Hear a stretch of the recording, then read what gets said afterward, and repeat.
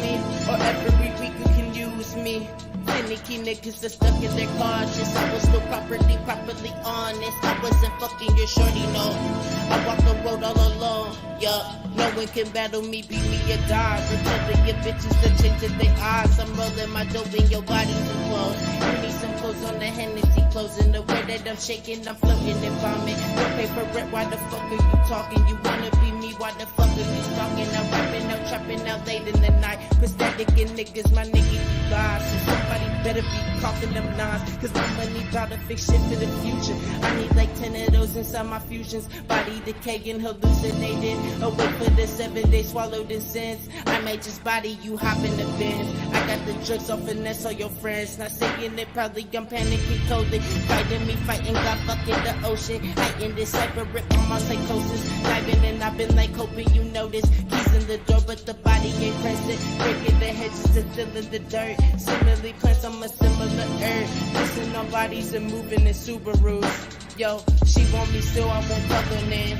I have my thrill, there's enough of this. You not some jeans, I'm not cuffing shit. Watch out my gun get to cussing, bitch. She want me still, I won't fuck her in. I have my thrill, there's enough of this. You not some jeans, I'm not cuffing shit. Watch out my gun get to cussing, bitch. Watch out my, Watch out my, rolling on my dope. Watch out my, I'm rolling that dope. I'm rolling that dope. I'm rolling that dope. And I'm rolling up that dope. And I'm rolling up that dope. And I'm rolling up that dope. And I'm rolling up that dope. And I'm rolling up.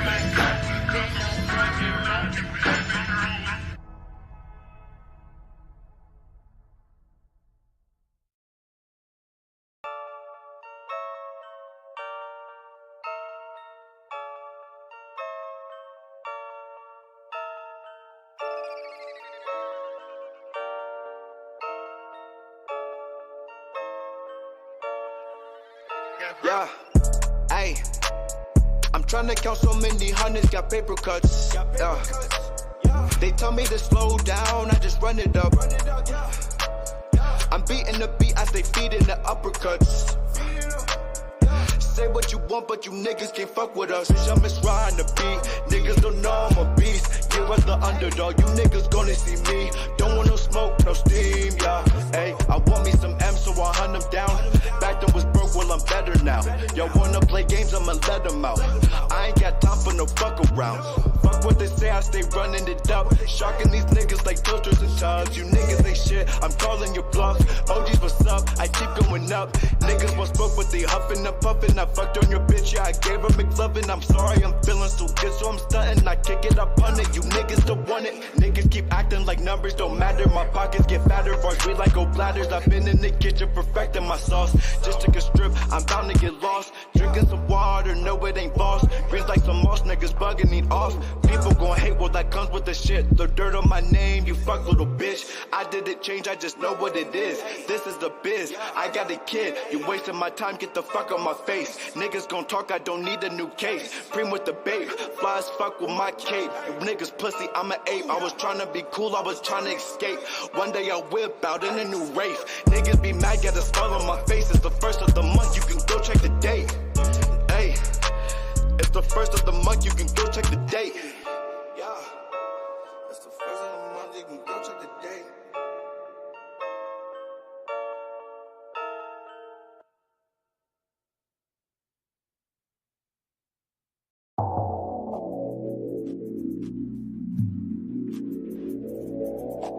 Double cup, screw me.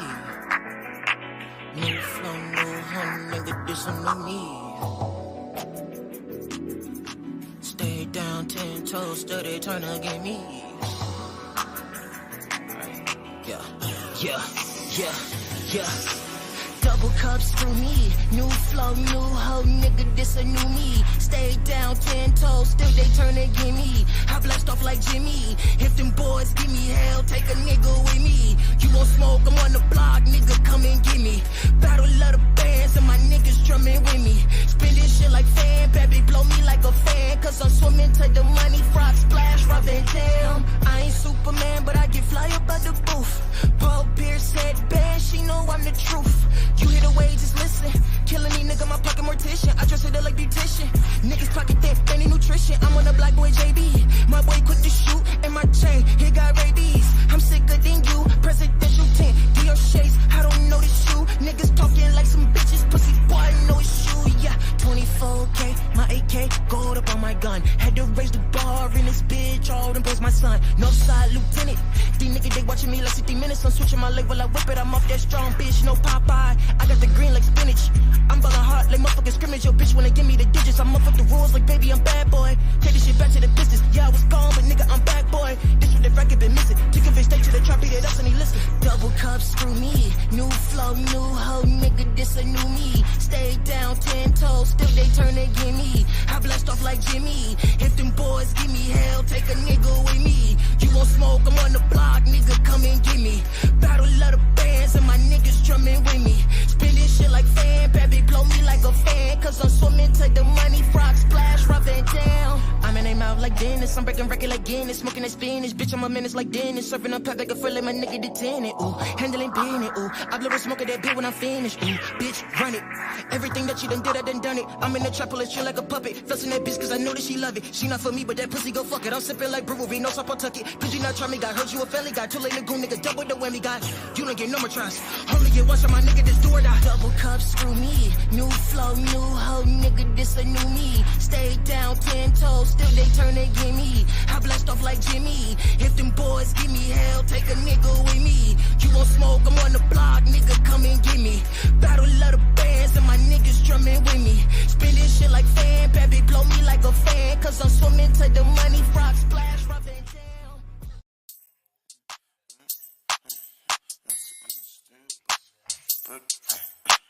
I'm still trapping and I'm moving with the pack. I'm still busting off a perky fucking addy. This shit real nigga, I ain't just rapping. I say I'm still busting off a perky fucking addy. I'm still trapping and I'm moving with the pack. I'm still busting off a perky fucking addy. This shit real nigga, I ain't just rapping. I say I'm still busting off a perky fucking addy. Since a young jit nigga, I've been trapping. Fucking with a bitch that'll leave your ass tragic. I pop perkies and I say that shit proudly. Get like me, nigga, this shit a habit. It get cold when you closer to the top, so I went and got a Tommy coat for when I run from cops. Hey, I'm getting paranoid, so I went and got a Glock. Hey, new red dot, hey, I put it on my Glock. Hey, I'm still trapping and I'm moving with the pack. Hey, I'm still busting off a perky fucking addict.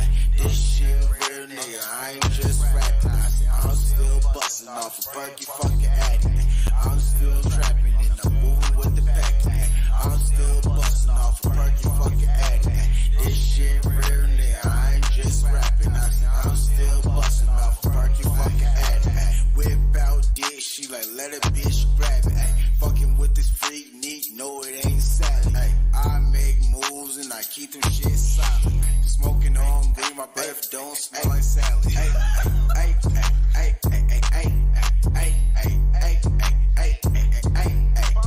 I'm still trapping and I'm moving with the pack. I'm still busting off a perky fucking addict. This shit real nigga, I ain't just rapping. I'm still busting off a perky fucking addict. I'm still trapping and I'm moving with the pack. I'm still busting off a perky fucking addict. This shit. Welcome to ThugCrowd Radio. Please listen to this important disclaimer in its entirety. All participants of this ThugCrowd Radio episode are characters. None of the stories told during these episodes are based on facts, truth, or reality. All works of fiction displayed during this episode that resemble real-life situations are coincidental and are not meant to serve as guides or tutorials to commit any crimes in any country. Please consult an attorney for local laws and regulations. And as always, trust your inner criminal.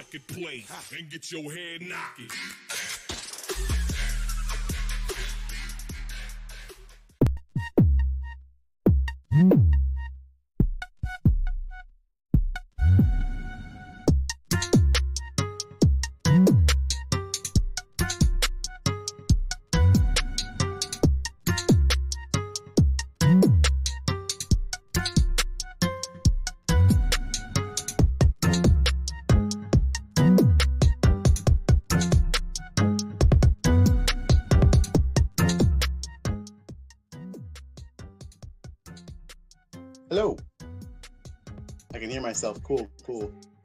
1 second. I'm just pulling this volume down and still. Hi. Welcome to ThugCrowd, episode 37. Hello. What's up? Whoa, getting old, ThugCrowd's getting old, man. What's that? Collisions. Oh yeah. Hello, everybody. Hello. Yeah, so tonight we are doing our episode about phreaking, phone hacking, and just the general sort of topic. It's definitely a topic that we've wanted to do for a long time, but I think the issue has mainly been that it's hard to figure out what to say and do that won't put us in legal jeopardy. Yeah, I wanna call MLEC right now and busy out a fucking switch. That's what I want to do. Pull a fucking heating coil right now. But we can't do that. Yeah, I mean, a majority of the things that we would want to do and say are likely things that we should probably not do or say, but we can definitely cover a lot of the concepts of certain things and discuss the importance of them, because I think that one of the things that I've found in older people who are into this stuff are, even if they're not necessarily hackers per se, have all played with telephones at some point. They've all beige boxed to get a dial-up connection from their neighbor or whatever. But yeah, pretty much everybody's done a significant amount of phone hacking, and I feel like it's because prior to having the internet as ubiquitous as it is, we all had to do something with the phone to communicate with the wider world. So yeah, it'll be a very interesting talk. We'll be talking about it a little bit more after the new segment. But yeah, we invite anybody who wants to come and chat about this stuff to definitely come in and hang out, because I know there's a lot of you out there, and there's a lot of people who we've spoken with who want to do specific types of talks about things that they might have done in the past, or things that they might know now that they didn't know before, and would want to talk about that too. So yeah, anybody who wants to come on and talk in the future or come join, you can jump into our Discord, or elite.club, and you can come hang. So yeah, I'm gonna throw the show notes in here. Oh yeah, I already did that. Who already did that? Yes. And yes. Cool. So yeah, those are our show notes. So yeah, how's everybody doing today? Pretty good. How's so one thing you were mentioning is you said a lot of us had at the top of this interaction.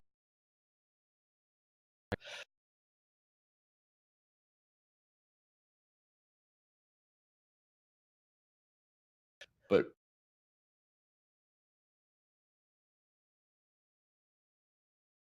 have experienced the awesomeness that is phreaking.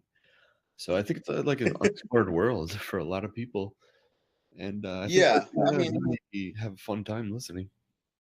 I can say Yeah, for no, myself too. I might be doxing myself a little, but I'm pretty new, and I consider myself a hardware person, but I've never played with phreaking. So it's really interesting to kind of look back and see where all the hardware stuff came from. Yes. yeah, absolutely. I mean, that's probably the first thing that I did with hardware had to do with phone stuff, and a lot of the stuff that I learned was because I wanted to learn more about the phone and the phone system and just communication in general, telecommunication. So Did you ever call any of the talking lines, like the Boston Raven or anything? Wait, what? Well, we can discuss that later. But yes, I was used to one-party lines, and we can talk about all that, how that worked, the reasons why you shouldn't do that now, in certain cases for certain ones, and yeah. So, but yeah. Does anybody have anything else that they want to share before we start getting into news?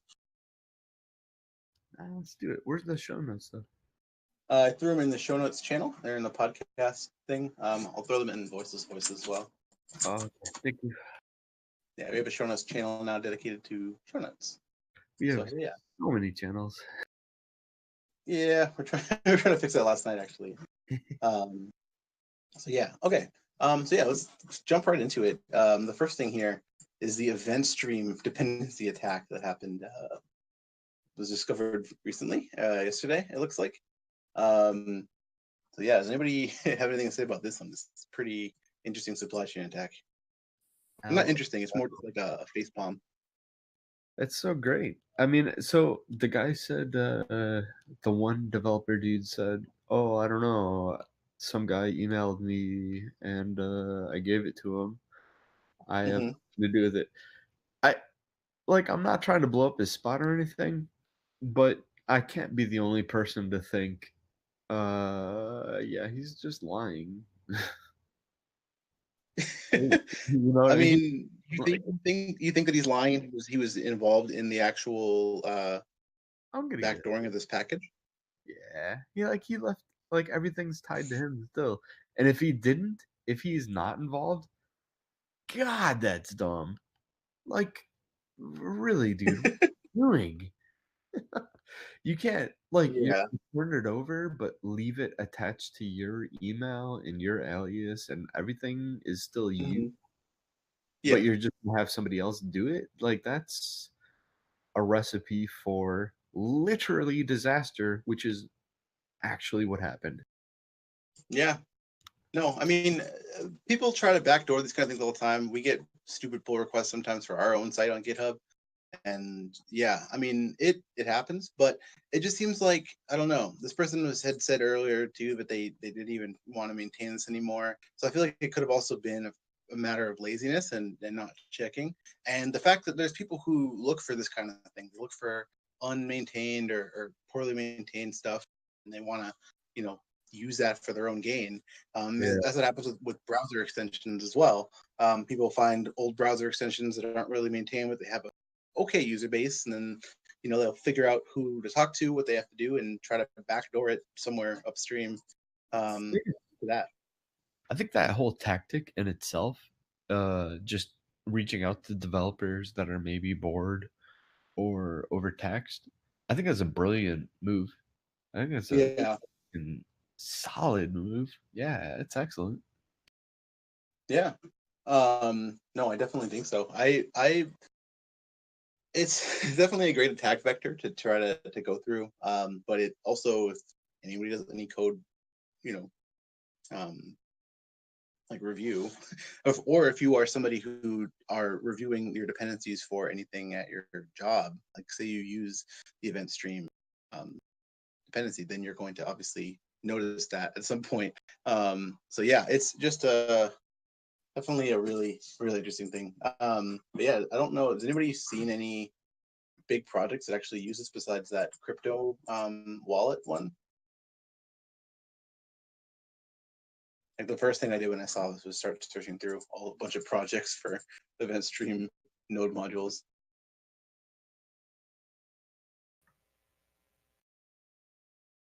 I know every time I ever mess with crypto, I was not paying attention. I was just like reading some guide, downloading libraries, and just trying to make sense of it all, you know? Yeah, yeah. Yeah, no, it's tough to track this stuff down. And This was I only stuff that's launched like 3 ICOs, just saying. Hell yeah. But yeah, if you are somebody who uses Node.js, or if you use Node.js in production at your company, definitely check for these dependencies. You can look in the node modules directory of whatever application it is. Even if you're not a developer, you could still see that the event stream dependency would be loaded somewhere. So just do a little fancy grep and find out either way. Alrighty, so the next story that we have here is the USPS site exposed data on 60 million users. This is pretty funny. It's an authentication weakness, I guess, or bug in this API that they have for tracking purposes for packages, and it's supposed to be for businesses and advertisers and bulk mail people to be able to get real-time data about the packages and who's sending what. But apparently, anybody who is logged in to USPS would be able to also use this API. So it wasn't limited to just like the business customers or people who sign up for it. It was just anybody. And they also so they allowed like wildcard search parameters, meaning that you could grab everything. And there was details like emails, username, user ID, account number, street address, phone, other authorized users, data about them in the mailing campaigns, and a bunch more stuff. Anybody hear about this or have any thoughts? I heard I have about it a a thought. lot. But I heard a lot of things about this, but I didn't really see any specifics online. I mean, this is crazy. Yeah, this is a pretty bad authentication error in their API. Because I mean, most of the time when you're designing APIs like this, you're gonna have some sort of token or something that is going to verify that the person who is making the request is actually the person who's supposed to be Wait, data. wait. So you think that it's a problem with the access control list and not the API has access to name, address, anything with a fucking asterisk? That's not the problem. It's just the people who are able to use it, whether you're a developer, an advertiser, or Joe Schmo. Well, no. So you're not supposed to be able to use it if you're not somebody who's a commercial customer who would use this data. Sure, all right. But is the API supposed to be like accessing wildcard information? You don't think that's a That's another issue entirely. I mean, because that's a sub issue that would have been mitigated had there been access controls. That already is a shitty flaw in the thing. You shouldn't be able to just access everything from everybody. But the primary thing, which is actually leveraged, which led to the wildcard stuff, is the fact that there was no authentication on the requests. So yeah, well, that an insider threat can make those requests though is a fucking problem. I think that's a serious problem. Yeah, I agree, John. Because okay, yeah, it's a public story now because it was unauthenticated, but literally it just that's one easy step to bypass to get all that just again. You know what I mean? But so this is the UPS story we're talking about, USPS story, right? Yep. So with one thing with this was that if you have separate, so you want to expose X data to Y people, then don't use one API endpoint you're exposing to everyone. If you have this sensitive data that must be exposed to third party for whatever reason, make another API. Don't ACL off, because if you fuck up the ACL, if you have a separate API endpoint that's firewalled and mutual TLS and all that kind of shit, then you don't accidentally fuck up an ACL. And if you already have the code to do one, then why don't you you should be able to take that code and redeploy it, on another endpoint, or even if you're old school and you're not doing any sort of DevOps, you just straight up copying and pasting code on a different server and giving it a different, turning it on, it gets a different IP. That's a much better way to separate sensitive and non-sensitive data than trying to serve it all out of one thing. All right, honest question here, would it make sense to use more than one database? Could you separate it that way, or is that just adding extra unnecessary steps? Potentially not, because of the nature of the data, but in saying that, you could definitely use different database users that have different access, different privileges to different tables, so that the underprivileged API can't read the privileged data, let alone serve it. Yeah. No, I mean, I agree though that the fact that there's a way for anybody to query everything, even if you are authenticated, is still not a good thing.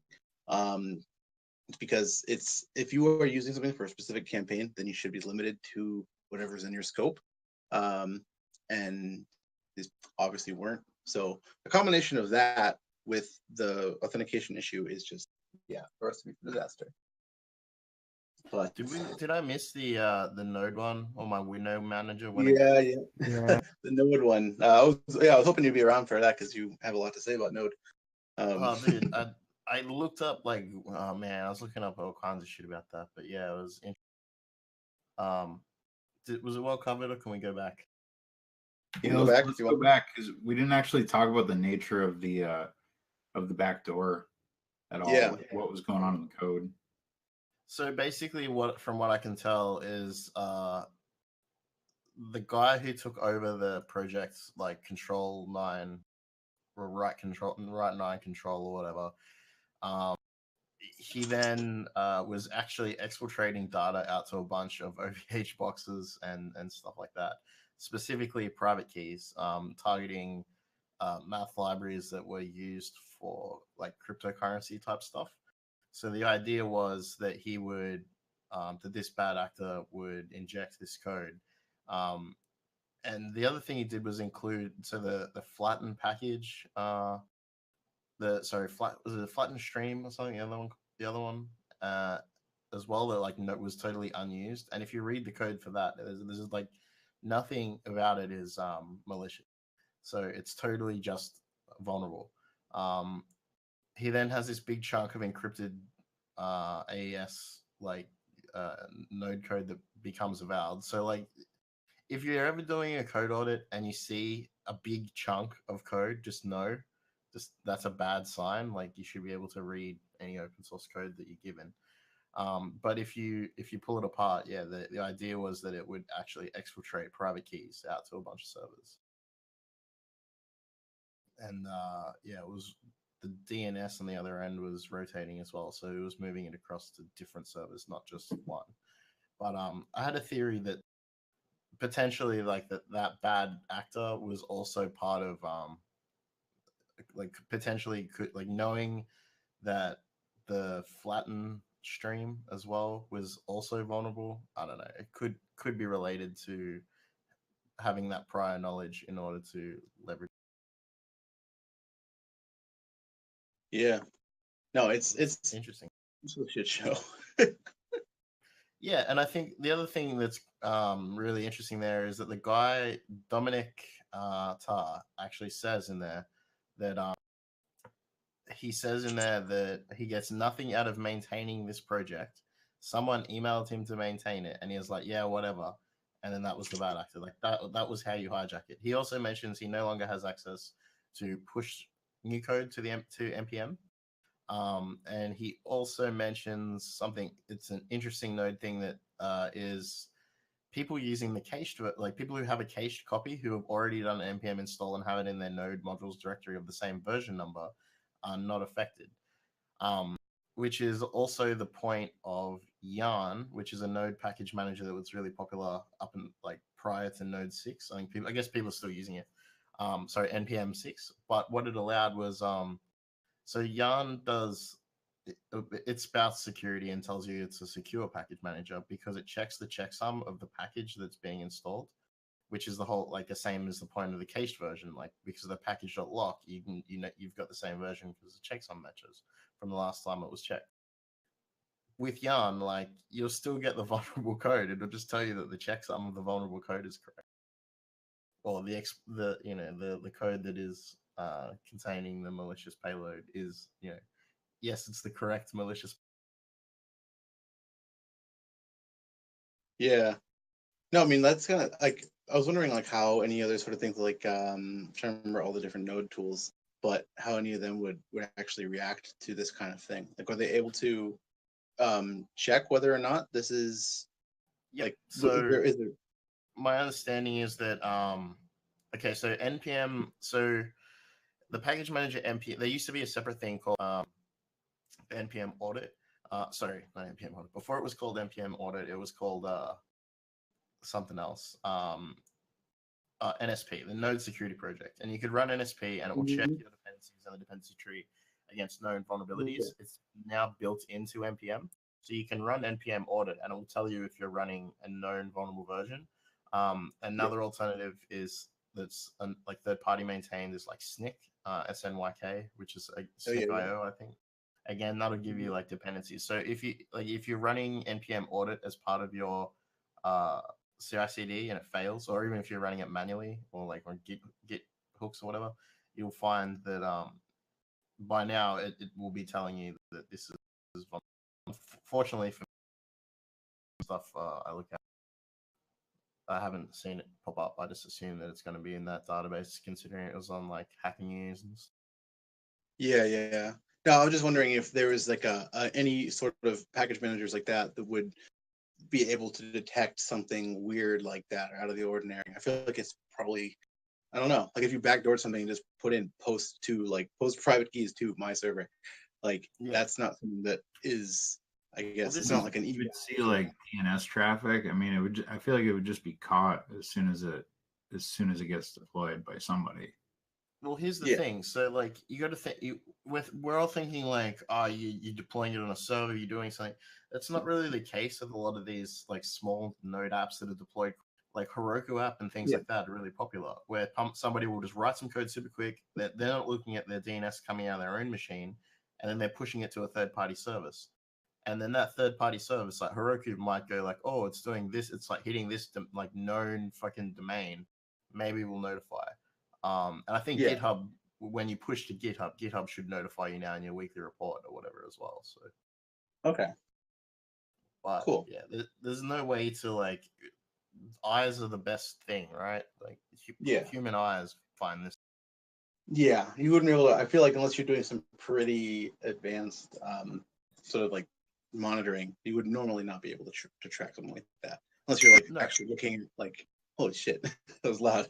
Unless you're actively tracking like logs and network traffic, which some people are, but if you're a small shop, you might not be. So another good thing to do as well is to if you have a node service like a microservice or something running on the back end, just don't give it internet access. Like use internal npm mirrors and stuff like that. If it doesn't have internet access, it's never going to hit that URL. Therefore, like you're pretty safe. Yeah, I mean you're not safe, but you're safer in this case. Interesting though. Oh, that's cool. All right, let's go on to the next story here. Which is China blacklists millions of people from booking flights because of the social credit system. Now, we've been watching this for a bit. We've reported on a couple different things about the Chinese social credit system, but it's getting more, I guess, it's becoming something that's actually like enforced. So I guess that the plan for them is to make it difficult to move for people that they deem untrustworthy. And so there's a bunch of trustworthiness scores that can bring your trustworthiness up or down. And they blacklist all these people with these low credibility scores. And they also shame people publicly for having low scores. And so there's that website that we saw that was I was trying to find it before, but I don't know where it is. It's a Chinese website that just has a ticker of the latest transgressions and people stuff. It's like a Bitcoin exchange, the little graphs, not that's a little graph, but it's saying the latest updates on all that stuff for every time someone does something wrong. Really? Yeah. Know, like, Oh, this is that's fantastic to me, actually, by the way. Like, awesome. Do you watch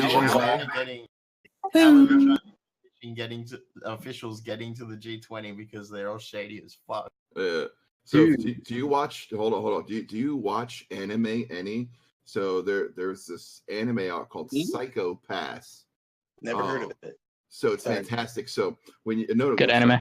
It's a great anime. So what happens is you have a pass, or you have this device on your body, and the cloudier it is, the more of a psychopath you are. So people are judged. Oh, it's somewhat cloudy. It's not crystal clear. I'm not going to sell to you. And then you got to go to the black markets. And of course, the more you get shamed, of course, the cloudier it gets because your psyche keeps changing, right? So this is almost very reminiscent of that because there at one point they were showing a news scene and there was tickers going on the bottom where people were like downvoting other people, like, oh, that person's not very good, so they were downvoting that person. And what they didn't realize is as they downvote these people socially, it just makes it worse. So this is kind of really interesting if you take that idea in the course, like where you're using social media or any other form of discourse to rate someone. So we've seen I was going to say, I mean, the obvious parallel here is the Black Mirror episode. I mean, that's the really obvious one with the social credits and the system that quite clearly in the episode doesn't work out so great. I won't go into too much detail in case people haven't seen the episodes, but by now, come on, it's Black Mirror. It's been out forever. Watch it. With the Black Mirror thing as well, though, there's also an episode of Orville where which is like Seth MacFarlane's, and when you go, that's what it was. Yeah, and when you get past a certain amount of downvotes, they don't serve you. But when you get past a certain amount of downvotes, they lobotomize. Anyway, I just got a knock at the door, so I'll be lol. It's not that kind of knock on the door. I'm just playing. Lawyer? It's immediately the Chinese government. But yeah, no, it's definitely pretty scary because they're trying to do stuff that makes it specifically hard for people to get around and to have mobility, not just social mobility, but actual physical mobility, where they don't want people to book high-speed trains or own a car or take a plane or have their kids do that if they violate the social credit system. So it's pretty fucked. I mean, it's on the list of that earn you upvotes in China. The thing that earns you credits in the list, they include giving blood, and that just seems really bizarre to me. Like, well, who wants all this blood? Like, is it like Jeff Bezos, Peter Thiel? They're into blood, right? Oh my God. I mean, it's not like Peter Thiel and Jeff Bezos and blood. You'll see that they're into like blood transfusions and stuff. So maybe China is like literally harvesting the blood of their people now, and then monetizing. Who wants bad people's blood? The blood transfusion shit's been debunked anyway. So anybody who's still doing that is a fucking idiot. Yeah, it just really stands out to me. Like, no smoking, that's bad. Spreading fake news, that's bad. Playing too many computer games, that's bad. What's good? Give blood. It just really stands out. So yeah, what's the site? What's the site called?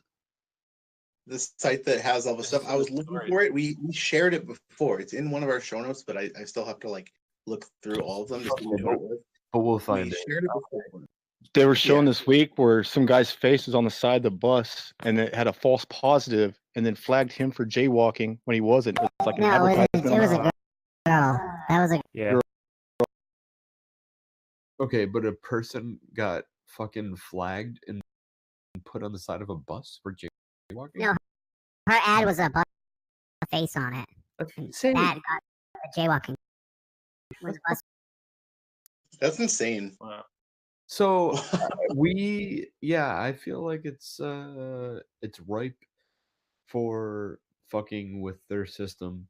I think it would be awesome to like give a whole bunch of karma points or whatever they're called to the people that are at the bottom end and just start like pushing. Did you see that? This is eerily reminiscent of a fucking specific Black Mirror episode. By the way, did you see that one? That girl was trying to get around. Yeah, that's what I was talking about. Yeah. I've been watching a lot of CGNT, I think, or CNGT, China's Fox News channel. And they've been running a lot of stories lately about how cash is stupid and China's superior because nobody uses cash; they use this electronic money. And it worries me that they're monetizing social credit directly, where your money is actually your value to society is like monetized. The best way directly spendable from your phone. The best way to bring down a system like that is to completely fuck it up and make it totally untrustworthy and completely chaos. So chaos. I think like that chick who drove the truck in the Black Mirror episode, or no fucks given, is another approach. Just not even respect it or acknowledge it as legit. Yeah. I think the issue comes though when the institutions that you rely on to do things like get a loan start rejecting you. I mean, like it's hard to find sort of like other alternative avenues to it. Like you're like, okay, fuck it, I'll just buy a car from somewhere else. I don't know, like ride share. That movie Idiocracy, how the guy doesn't have his barcode and the doctor really freaks out because he doesn't have a tattoo with a barcode on it. Why? And immediately reports him to the authorities because like he doesn't have a tattoo. Where's his barcode? By not participating in the system, like that will make it self-policing because society in general won't serve you, and in fact will get suspicious of you because you're not part of that system. Yeah. Make it crazy. Yeah. The next thing that we have on our list here is the FBI creating the fake FedEx website. And this is funny that it's a story because I feel like this is just something that always happens. And it's surprising that it's news. So yeah, so basically the FBI basically just sent tracking pixels to somebody who was doing a bunch of weird like fraud involving like shipping companies, and so they had they had like booby trapped files. They just had like Word files that would open up with pinging back to the FBI's headquarters, and they had a fake FedEx website that they used to basically fish these people into grabbing a bunch of info and then resolving their home IP.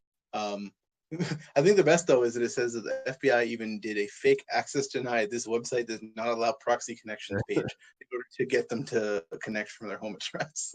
That's so Oh funny. my god, that's Yeah. Brilliant. But I feel like this is not even like compared to the capabilities that the FBI has at their disposal. This is probably the smallest thing. This is something that like 14-year-olds do to each other on like my. Yeah. Not the To be whole honest, thing, but I mean, like when it comes to getting someone's home IP, like it's not the real.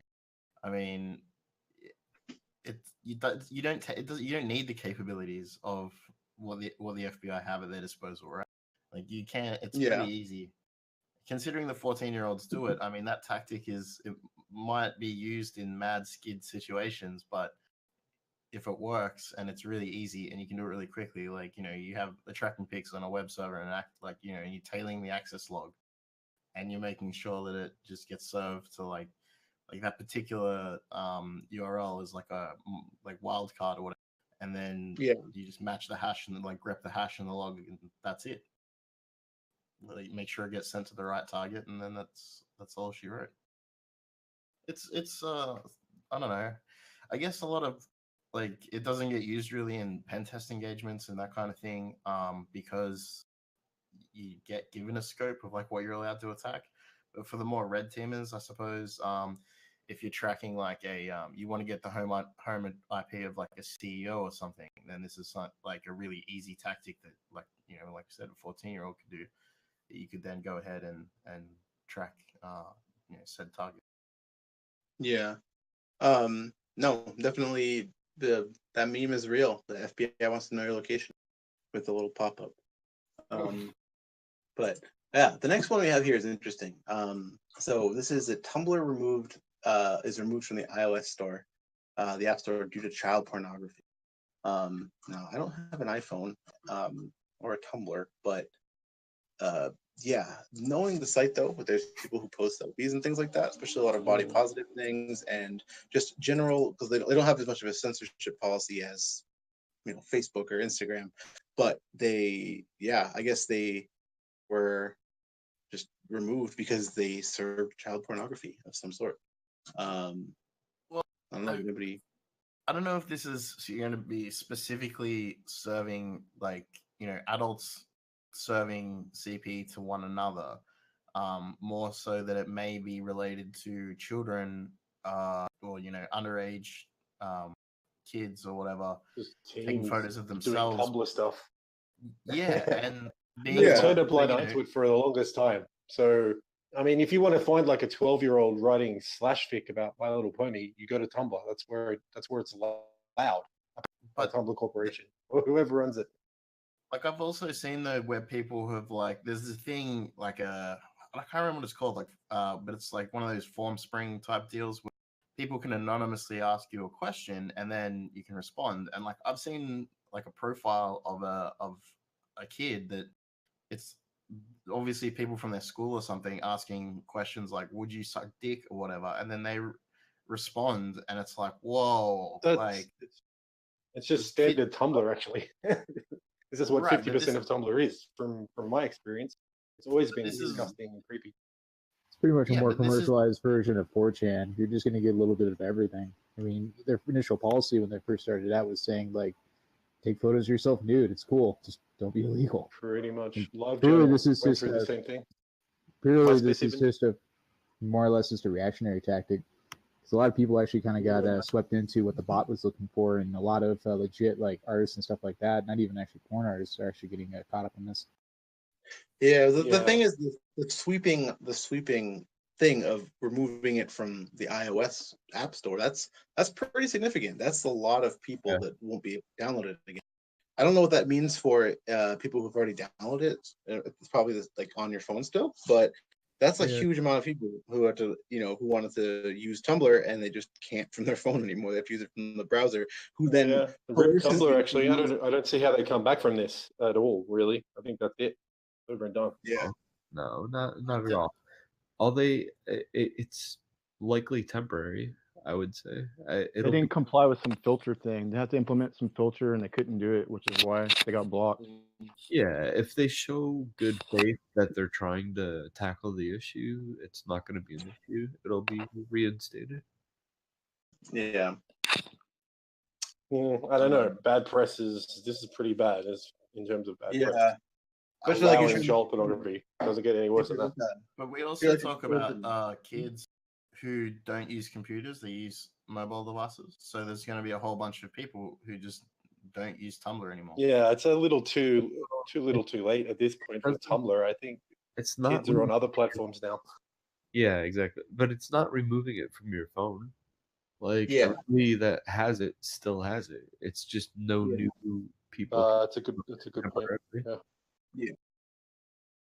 No, but it's still a big thing that is interesting to consider, just because it's a website that there's an app. It's a website and an app that people use, and it just got removed. So something interesting to just keep an eye out for other things that might have some sort of transfer. Sorry, not a lot of kids. I think a lot of people that are in that demographic might not know that it's also a website. Or you just get Tumblr on your phone. Yeah. But either way, it's a service that somebody uses to do whatever. That might be their social media. It might be their only way of contacting certain people. So yeah, it's just an interesting thing to keep an eye out for. But, honestly, I would guess that somebody made a group effort to group report Tumblr and mass report Tumblr and get them taken down. I think it was actually a concerted effort. I guess it would have to be Mothers Against insert something here. Or the same people who are reporting people for being camgirl. Yeah. So, yeah, I see how people could use malicious compliance. Yeah. But, alrighty, let's get to the next one before we get too far down that one, because it's rant all day. But Amazon admits that it exposed customer email addresses and doubles down on secrecy. So this one here, I'm not sure what this actually means, but I guess no one does, because who knows? So I guess Amazon had leaked some amount of user data, and they just said that they had contacted whoever they had leaked data about, and that was it. And they haven't offered any details or any idea of what the scope is or anything. So I don't know. Well, I think it's hilarious. Like, so things like GDPR get mentioned in the article, but that really it's kind of a scare tactic, if you know what I mean. Like, if they have no way to enforce it, like, oh no, like the whole, when Pirate Bay used to put up the emails, people would like, different departments would say, and be like, oh, you have to take down your website because you got illegal torrents, and they're like, well, we don't live in America. Like in this case, Amazon is sort of like, well, we don't live in Europe, I guess. I don't know. Yeah, I don't know. It just seems like they kind of, in a way, I think it's okay. Like, I think if a disclosure is made specifically to the users and they can prove that each user was contacted, that their data was disclosed, like that the breach was disclosed to them in the context relevant to them, that's okay. Like, I don't think they need to go post on fucking Have I Been Owned with their whole, like, the database leak or anything, Yeah, I don't know what the circumstances are, but I guess no one really does. But it's a whole thing with the disclosure, right? So, like, who wants, like, nobody really wants to go out there and say, hey, everybody, we got fucked and this is what it looks like. Yeah, no. Absolutely. Sorry, I was typing, so I didn't want to spam with hacker keyboard, hacker typer. But yeah, but yeah, I don't know. Keep an eye out for that one and anything else that comes out of Amazon, or doesn't. So yeah, the next one here actually I thought was really cool. Not for whoever is using this for fraud, but the German EID authentication flaw lets you change your identity on these identity cards. So I guess these German ID cards that have RFID chips that they can use for connecting to different services and identifying themselves, basically 2FA. There's a bug that somebody had found that if you are because they implement this whole scheme to do they sign the data and everything back and forth between the server, and there's all these different methodologies for checking and verifying people, and whoever found this bug found that if you it doesn't check the amount of parameters that are passed to the server as a request. So you could send one valid request that has data that the server would expect, and it would validate the whole request. But any other data that was tacked on would be processed, and the last parameter that was tacked onto the request would be the one that was actually processed. So you could say, log in, verify that my name is blah, blah, blah, and that's signed and that's okay. And then the rest of the application request, you could say, but also change my name to DNZ or whatever. And then that would just go through and be used. That's that's exactly the same bug that's currently in the email queue on Wishbot right now in Discord. Wait, what? No, so like so in Wishbot, actually, it just reminded me of something I was playing with. Is there's the email queue function, which is basically like, for anyone who doesn't know, there's just some URL parameters being added, and you can inject an extra URL parameter that has the same key, and like as the keys are iterated through on the server side, obviously it's just like, this is not a client side bug, it's on the server side. As the keys are being iterated through, if a key is already set, it'll just set it again, and that's basically what interesting. I feel like we found more bugs from APIs and other services through Wish than we have in Wish. There's been quite a few interesting ones. But yeah, no, it's definitely an interesting bug to try to play around with when you're doing any sort of API attacks is you can tack on extra data. The validation of that data is entirely dependent on how it wants to process all your parameters. Usually it would throw out the other ones, but if there's multiple ones, it has to choose one. So you can send the same data twice, and the last one usually will get executed. So kaboom. But yeah, it's funny though, it's used to change your name and stuff. Like, used to change like your actual government ID, which is pretty heavy. Yeah, I think as well, like, what's incredible is that these cards weren't write only. Like, read only, write only. That they weren't written just once.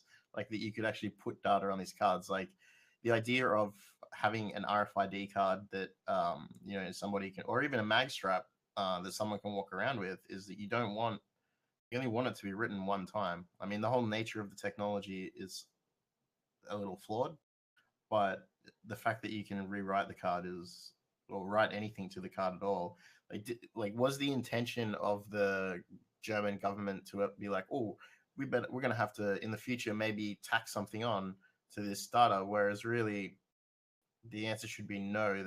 Everyone's just going to have an ID and maybe a checksum, and then that data is then sent off to their server somewhere, and it does some queries and joins, and they do all their magic on their end, so they don't have to issue new cards all the time. So the option is like, do we make the card read write, or do we issue new cards? And the answer is neither, you fucking morons. Like, now, devil's advocate about that, because actually there's a lot of common access cards that pretty much, like, a lot of actually use that as portals.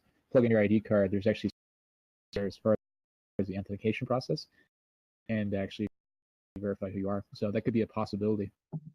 Well, yeah. There's is the pin stored on the card? No, HSM somewhere. Yeah. But read and write, sometimes those credentials get changed over time. Yeah, I guess. Well, so with the for example, the MyFair cards that we use here, they're the Aspire 3s, I think, which is the one step up. I think they're one above the ones that got totally fucking owned.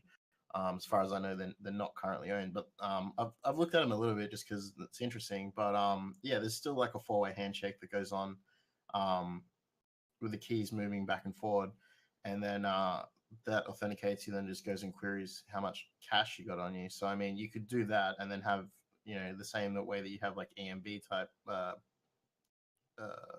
what's it called, payment cards. There's still a pin, but the pin never reads and writes. And if you ever need to get issued a new certificate, you go like you go to the ticket machine here and you punch a button, it gives you a new card. The bank sends you a new card. If this is a government ID, there should be an expiration date on there as well. So they should know when it's going to expire. If you lose government ID, you should obviously have to go physically somewhere and prove who you are through means that fraudsters can still get around, but it's a little bit harder, and they're probably on camera getting that ID. Hopefully. Yeah. All right, the next one here is I should have put into a dystopian section along with the China stuff as well. This one's about the CPAP machine that people were finding was just being like the usage data was being leveraged against them. So this is something that I always check no to. I hopefully everybody else does when it says send the data to the developers. I just don't. I'm sorry, guys.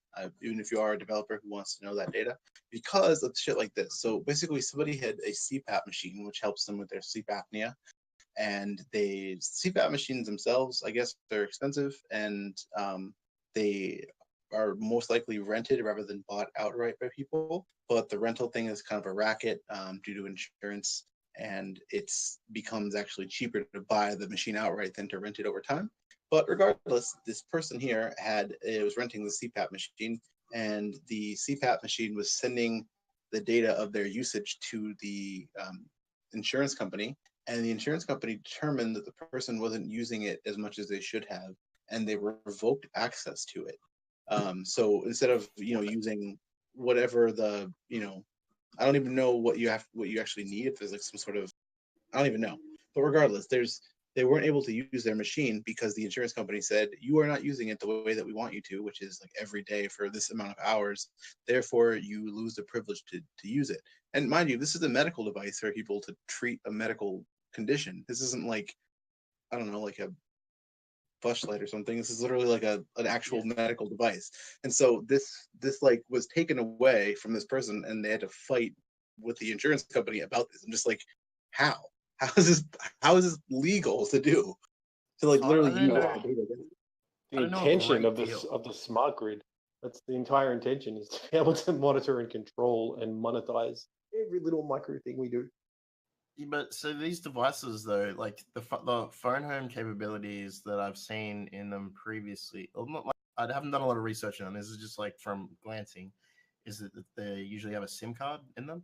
There was a company that used to manage the SIM cards that went into CPAP that I knew about, but I guess like take the SIM card out. What happens? Does it not work, or can you? Will it? Or maybe you're in violation of some term of service thing that says you will not tamper with the machine. You're in violation of terms of service that you agree to get the machine. Right. But I don't think like using it for the amount of hours or whatever you're supposed to use it for under your rental conditions. Like if you're renting it, isn't that the conditions of having it, that you're paying the money? No. Well, the insurance company at this point will be paying the money, and they're trying to actually save money by saying, "No, we're gonna stop paying for this," because they're the ones saying like, "Oh wait, you're not using this enough. Why are we paying?" Yep, it's really fucked up, and it's apparently illegal. Yeah, I mean anything that can have a SIM card in it and collect telemetry on you and send it off to somebody at this point probably will soon have a SIM card in it doing exactly that. CPAP is like at the higher end of the medical device. Users, I guess, but if anything like Fitbits, anything. I mean, imagine though. Imagine if So your Fitbit starts reporting to your insurer that you haven't walked the amount of miles per day that you're supposed to walk, therefore your premiums are going up. Yeah, I mean, same with like any of those kind of health tracking apps, any of those food tracking apps. As much as I'd love to use them because they'd be awesome to be able to get those analytics. I don't want those analytics in anybody else's hands but me. And it's just like now I have to write my own Fitbit firmware. Like I'm not gonna do that. So yeah, it's tough because what's the difference between this and the fucking China good citizen story? Not very much difference, but much, man. What's honestly very scary though is the insurance companies themselves that use this sort of thing. There's tons of different reports that we've seen about insurance companies using all sorts of different weird telemetry to figure out about you, because that's what insurance companies do. They have agents that audit and investigate people all day. And the fact that we have social media now, and they say, "Oh yeah, I know that you post your picture of your lunch every single day. We know what you're eating," like that your kind of thing. insurance company has a cell phone app. Oh, let me know about that. There's also you said that you'd like to use them, but you don't use them. And you also mentioned you don't have an iDevice. So with Pokemon Go, I'm coming back to it. With Pokemon Go, Right. It actually tracks your steps through the Apple's Health API now. So through the health thing in the latest version of the last few versions of iOS, it's tracking your steps, which then that links to that Pokeball thingy, so that you can get like Pokemons in the fucking Switch game. So like now people, like if you want to participate in any of these other things, like all of a sudden your health is now being tracked by Apple. Congratulations. Very Yeah. dystopian. Who do they? I mean, who do they share it with right now? Probably no one in the future. Probably every insurance company, because it'll be a good deal for them. Like I don't know, they have this huge database of people's health. Like, so all these people playing Pokemon Go on iOS are like, "Oh, we're catching these Pokemons," and like, welcome. Now you're not allowed to get them. Yeah. Yeah. Unless you've caught them all, you can't get on a flight until you've caught a Mewtwo, whatever. You've been out catching shiny Mewtwo's. You've walked far enough, right? You can have a CPAP. Yeah, I was just thinking about all that stuff though in terms of other actual things. Like, what about like dialysis and insulin pumps and things that are directly tied to your survival? Imagine what could be leveraged with that. And I know people think like, I would think that people wouldn't be that evil, but clearly that's not a challenge for most companies. So yeah, I don't know. It's really worrisome about the health of like future loved ones when there might be something like that and some weird insurance caveat that you didn't know because you didn't read the 10,000 pages of fine print that they include in yeah, I don't know. This is a lot of this stuff is in the abstract is very strange. Like I've got a phone that refuses to work if I try to cover its camera and do stuff at the same time. It'll say remove hand from camera. I didn't agree to that. I don't know what the fuck it's trying to do, but what the fuck? I don't remember signing anything in a terms of service that said I have no idea what it's actually trying to do. Maybe it's face unlock. I don't know. Dude, that doesn't sound right. That sounds really creepy and fucked up. Yeah, I think What's it's a the default manufacturer setting though? of a. What kind of phone is this? I'm not going to say it online because it causes problems when I do that sort of stuff. But yeah, it's a pretty major brand, and I'm not sure if it's like default or if it's something I've turned on. I don't think so. Just have basic PIN unlock. I think it's tied to. I think it's I have no idea what it's tied to some fucking Trojan on your shit. No, dude, it was doing it from day one. But yeah. Well, yeah. I mean, a Trojan into from the the firmware. factory or a Trojan a Trojan from a third party? Like, what's Oh, Trojan if it's a feature of the OS. Dude, So, is not Yeah. at all. So my point is that who knows with if you buy a smart device of some sort and then later on someone discovers tens of thousands of these devices have had SIM cards in them transmitting data off to who knows where for the last 2 years and they're in everyone's homes. How is that any different from like dodgy China phone that 10,000 people on Amazon have bought or on eBay. It's got a Trojan that does basically the same thing. I don't know, man. What's the Huawei's difference are really pretty between cheap. like a Trojan smartphone and a Trojan smart plug or a Trojan smart anything in your house? One keeps Really you no alive, difference. and one Speaking is of a nice smart to have. plugs, Like we assume that a smartphone will be a dodgy smartphone that we buy even from a vendor will have vendor bloatware stuff in it we don't want. But we don't Sorry. really think about that when it comes to devices that don't have like a screen and a keyboard that we interact with, but are still It's capable of. medical equipment versus smartphone. That's a pretty big leap. have you? Yeah, but Have if you you've thought got like a about Bluetooth speaker in your house that talks over the internet, and it turns out that by opening the box, you agree to these terms of service that says they can collect ambient noise information and send it off to Turkey or something. But And that have you gets seen discovered the years later. advertising? The advertising recently from Google is pushing TP-Link smart plugs. Literally, Cool. like the Google advertising is saying works great with TP-Link. Buy them as a package, which I thought was like super fucking weird. Like TP-Link, I don't trust that company. Like that, what? Well, Yeah. your social credit score is going to go down if you don't buy TP-Link. Yeah, you just lost like 4 points, dude. Oh, dude, Yeah. toilet You'll be able to get paper on a link. plane. Yo, so speaking of planes, this one is interesting too. Airlines are facing a crackdown on the use of an exploitative algorithm that splits up families on flights.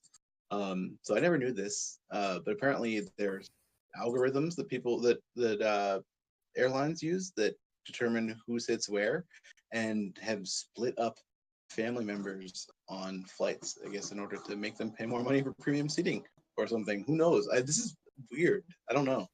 That's so messed up. Ryanair's garbage. Never fly Ryanair. Right? I just Googled them.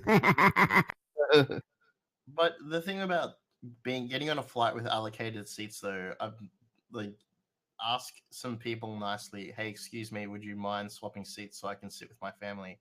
9 times out of 10, they're going to be like, "Oh yeah, sure. I don't give a shit where I sit." Yeah, If you get a bunch of window seats and you say to a random person like, "Hey, do you want to swap the middle of the row to go sit on a window?" They'll be like, "Hell yeah, I do." All right, cool. Yeah.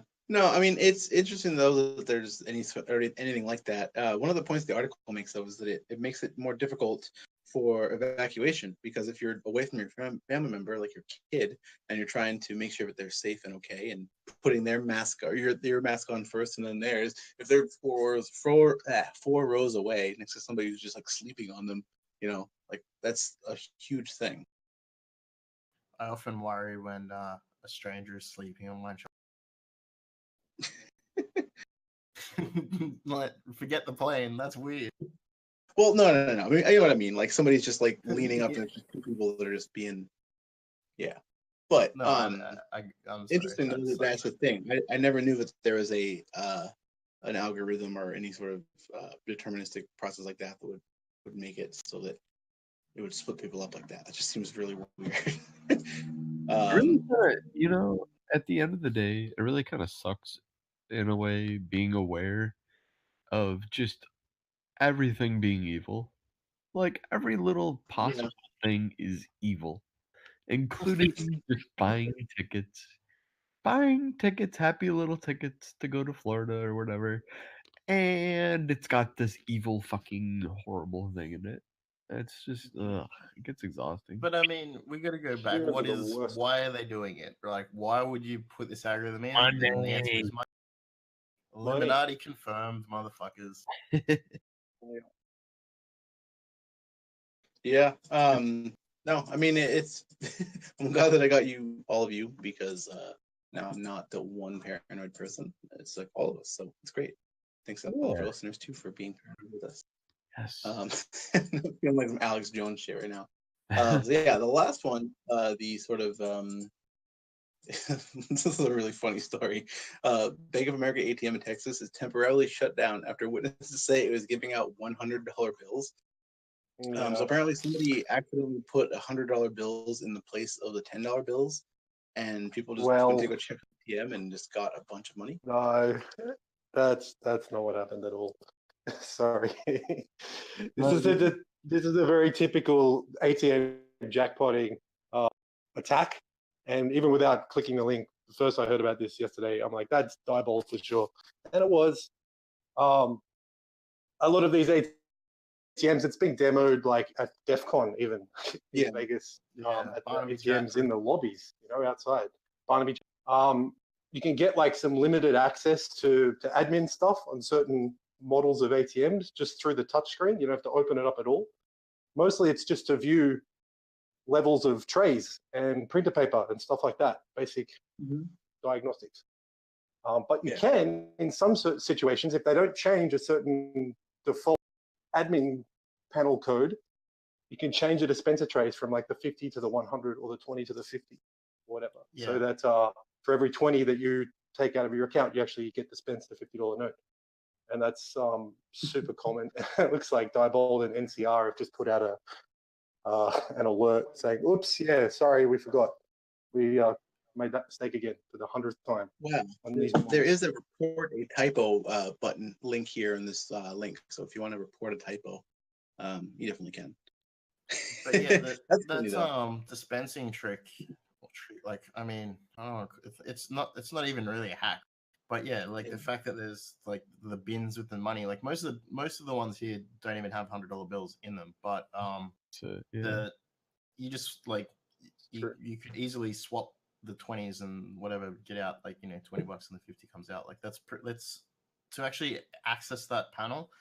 It's a case of RTFM. There's only like in Australia at least the type of ATMs that it works on are basically in every pub and club everywhere, and it's the responsibility of whoever deploys it to change the 4-digit pin, which is in the manual. Like, I mean, I'm not saying anyone should go and do this. Don't go and steal money unless you want to be on camera and you don't post the code in our chat. And generally, it's up to the owner of the device to change this in a lot of cases as well. Like, if you're a convenience store owner and you've just bought like a used Diebold thing, whatever, through a local vendor, they don't tell you this. Nobody tells you this, so you don't even know that there's a pin code that gives you limited access to your own machine, unless you can read the manual, and nobody ever reads the manual. So. We were gonna have a ATM at an event where it could be hacked. Basically, so someone went to the effort of buying an ATM, a secondhand ATM. They went to the effort of researching it and doing a bunch of stuff, and sort of at the last minute they found there was a ROM that they couldn't wipe, or not easily wipe, I guess, that contained a secret that when you restored it to factory settings, that secret would be restored to like the boot config or whatever. And so we had to pull the whole thing because the secret key couldn't get removed. So I mean, there's a whole like ATMs are magical devices, but not that magic, unfortunately. Like there's a big magic unmarked button on the panel there, like the only one that doesn't have a number on it.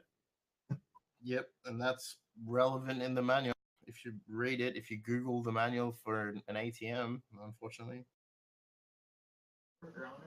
Yeah, I feel like a lot of ATMs get installed by people that aren't really technical and especially security savvy. And like you were saying, particularly the smaller models, if they're neglected, you can set the face value of the bill. Instead of being 20, which it would normally be, you set it to 1.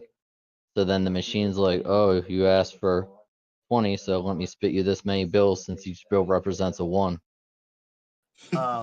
Also, Jin, have you played that level where you jackpot the ATM yet? In Exapunks? I don't know. There's a level where you have to jackpot a bunch of ATMs simultaneously. Well, not simultaneously, but if you don't do it simultaneously, then you suck. But yeah. Oh yeah. But yeah, that's pretty much it for the news. Definitely check out the Goodreads. There's some interesting things in there. My favorite story was the Detroit officers that fight each other because there's some of them that are going in as drug dealers and undercover. Yeah, they're undercover drug dealers buying drugs from undercover drug buyers, and they both fought each other and while trying to arrest each other. So it's a good story. But yeah, let's get into the topic of the week. Before we do, is Decoded Yeah, I'm here. What's up? Did you want to quickly talk about GhostScript or not? What do you want to know? It's just on our Goodreads for this week. Did you want to give a quick rundown of that volume? I thought it was like just while you're here, it's you looked at it a little bit. There's a lot of things that depend on GhostScript. I think there was like 284 dependencies. If you do check your APT cache. Anyway, there was two main bugs for the 9.25 where you could reset the security flags, where you could basically write. It's in the lock safety params where you can set it to false, and then it basically gives you write permission. So I've been messing with it, been able to do all kinds of neat stuff with it, like command injection. So you do a bypass, which gets you past the lock safety parameters, which allows you to write and basically upload like a command PHP, do like a standard PHP command. And then there's another one where you can get and set a device if a PDF 14 is the top device or whatnot. And that one's actually more nasty than the one I was messing with last week. They've since changed that in 9.26, and I haven't started messing with that yet. So it'll probably be this week sometime. So what was the deal with less? So less called like PDF to text or something, and then that triggered. Less depends or has an extended parameter to it, which is like less open and less pipe.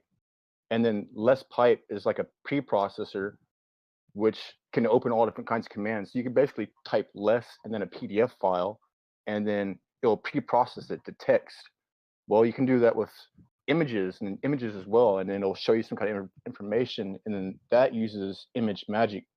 And because image magic uses PostScript, you can do that GhostScript injection there, and then just by using less, which goes to less pipe, hits that PostScript, and then you're able to do that, say, command injection, like ID, which is that one that we seen on Twitter earlier this week. Yeah, nice. That's really bizarre. Well, who made the decision that a pager like less should start interpreting metadata from files and showing you that information, like the properties exactly my thought of a file rather than the raw file itself? Like, when was that decision made? Who the fuck? Like, what? I don't understand. Like, less and more have a very long history, and they've got a very specific purpose. And like passing files off to like external programs before you actually page through the information is. Do you guys remember that whole Unix philosophy thing? Do one thing and do it really well. They didn't do that. Yeah. Well, you know who said that, right? It was RMS. Oh, you mean and he wrote Emacs. So yeah. Wonderful. So what else does less do that we don't know about? Can it play MP3s? Can it download torrents? What the fuck? I hope so. I bet it could. I bet you could like go less file.torrent. It starts like downloading it. It's a magnet link. Like, it puts it into RTOR. Yeah, you gotta use the URLs. And then like RTORrent's not installed, so like GhostScript detect the operating system and run the package manager. Oh my. Hell yeah. Yo, so we should get into our talk of the week here. So that would be freaking. So yeah, there's a lot of people in our chat tonight here. That have a lot of new faces here. People who've wanted to join. So hello. But yeah, to everybody. I guess I don't even know how to start this topic because it's really broad. So like Dan, how do you think we should go about it? I think we should tear shit up. I don't know. What do you think? Do we have a bridge that No, I don't have one set up. But if anybody, I'm also talking on my phone to this, so wait, you are? I don't have a landline. So yeah. Dan, you said earlier, just as I was dropping out, that a lot of people maybe haven't played with modems, right? Well, yeah, because of age, right? Like haven't played with like dial-up modems. I mean, I don't think people have played with the phone system in general. I think like over half of our audience probably has not even considered hacking a voicemail or hacking a PBX or anything like that. So with, I just mean like, so a lot of older people will remember like Warcraft 2, maybe, I guess, or Warcraft 1, or even Age of Empires 1, like stuff like games like this. Like you used to have to go into the thing and put in your friend's phone number and click dial. But in the settings, you also had a couple of interesting things in there, like ATZ at the start and ATD, like what, and then like I remember seeing those kinds of things and being like, what is this magic? Like where do these commands come from? And like with modems and stuff, like the basic modem command set for things like ATN, like ATNF, like ATATI and stuff like that, they're still totally relevant to all these mobile modems that you have today. So like if you open up the serial connection to 4G modem and you run ATD, you're going to dial a number. Like you run ATZ.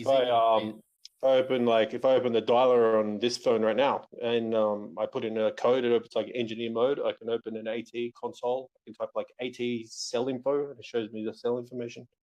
Yeah. I can like it's bizarre that we're all walking around basically with modems in our pockets that have the Hayes AT command set from the 80s. That's what they run on.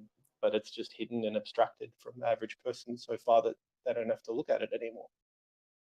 Right, like because in the 90s we had to actually low-level interface with our modems to just dial up to the internet. You had to know basic stuff. We have an advantage now because we understand like you remember that comma is a pause, and sometimes you have to put like, you'd have a modem, you put like, before you dial, you put like 5 commas at the start to wait for the modem to be ready. Right. I do remember that. Yeah, so like now, if say you want to interface with a voicemail service, and you have to wait, and you know that it's gonna speak, and you know that 1 comma is X seconds, and so then you know that like the length of they're going to speak is like a 5-second phrase. Dial 1 and then you pause, and then dial 3, pause. So I don't have that. I haven't done that. But menus. Since I do a lot of calls with dial-up numbers, like Zoom and Citrix and all the doing business, I've learned that I actually still use the commas now to pause, so I don't have to remember the 7 or 8 or 12-digit pin or whatever they keep giving us to dial in. So still very relevant. Yeah, it's just but the phone network, I guess, is the whole other side. That's like the consumer side. I remember, like, if you're in the 90s, you remember how much internet used to cost to dial. So dialing up to the internet was expensive, and being on it, like every second you were on the internet, it was expensive.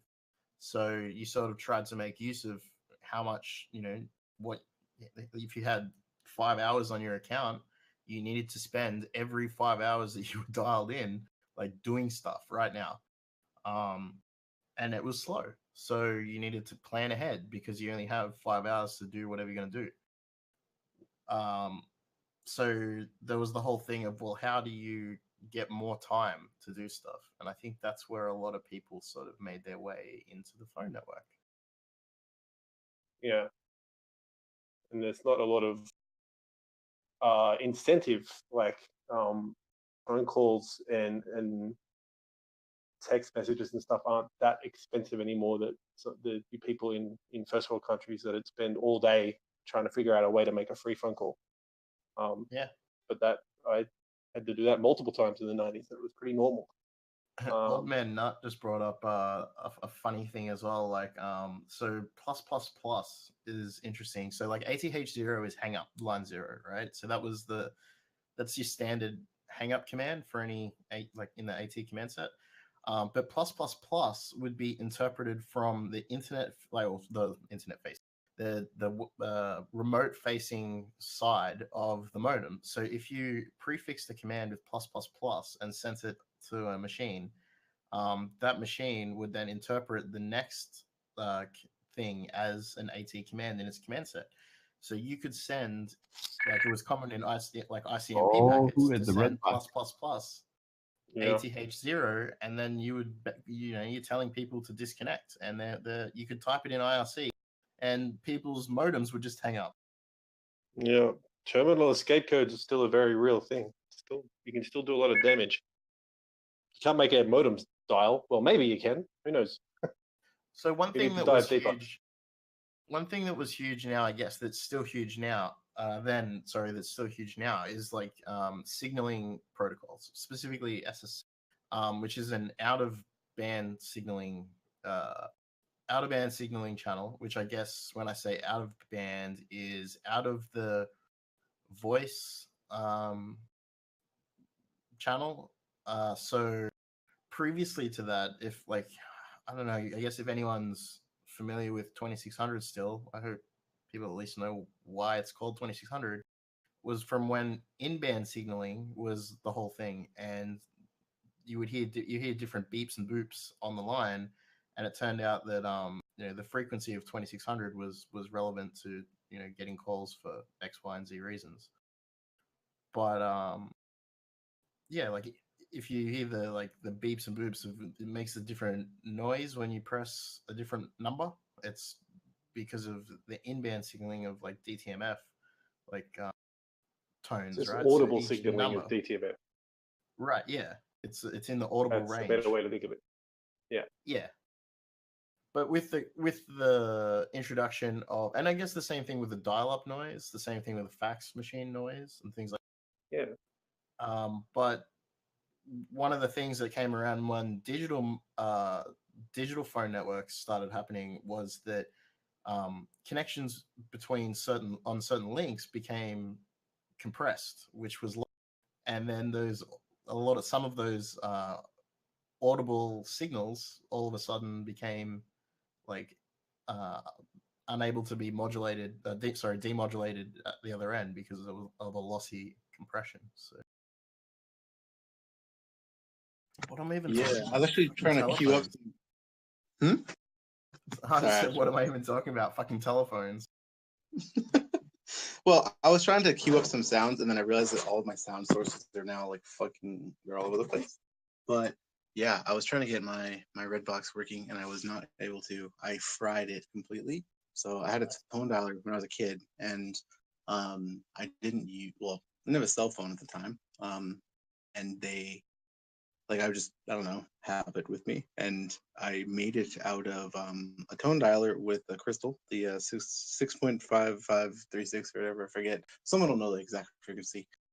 Crystal that you need to put onto the tone dialer, but I didn't have a soldering iron, so I just taped it with Scotch tape to the crystal that was already there, and it's still like that. And it's something happened. I don't know. I think I probably shorted it out over the years, but yeah. I don't know if anybody else had anything like that. Crystal box.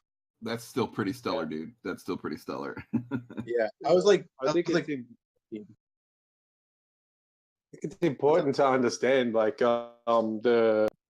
we've been talking about the AT command set on IRC chat earlier today, and when you get to the low level of anything that's involving a radio, like Bluetooth or Wi-Fi or anything that's theoretically a modem, you're going to come across this command set again and again and again.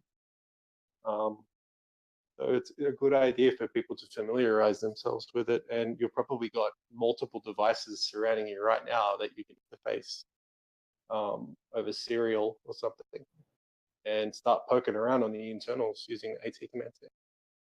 So I think that's a good place. Like along that topic as well, like there's a leftover from ISDN that's still relevant in modems today as well, which is circuit switch dialing, where you could make a CSD call over ISDN. So you'd make a data call from like point A to point B. Funnily enough, a bunch of older, actually, I don't know about this. I haven't done it to anything current, but there was a time when you could dial 2G and 3G devices with, like, you dial the number for a CSD call and it would just drop you to a shell on the modem, and you're like, well, thanks. Yeah, modems are a lot of fun. Yeah, like CSD is still out of, it's on the, technically it's the internet. Like, I guess, like, it is on the internet. You just don't interface with it over IP. So it goes over IP, but it's not like you don't access it directly through IP. So something, sorry to interrupt, but this is deviation. It will mentioned it, and it's something I mentioned before the show as well, which is Project MF. Do we have a line to dial that?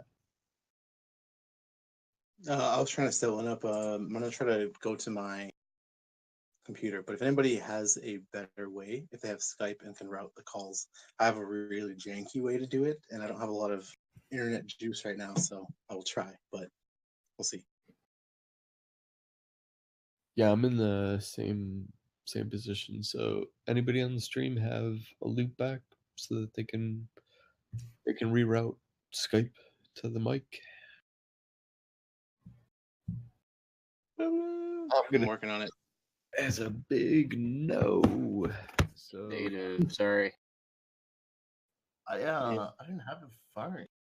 Wait, I do have a phone, but I didn't have a phone. I don't have a normal phone anymore. Like, I got a new phone, and I realized I don't have my my other weird setup that I used to have. So this is a weird thing that's happened to me before. When I've been on Discord, if my wife calls me while I'm using Discord on my phone, the people on it doesn't mute Discord on my phone for some reason.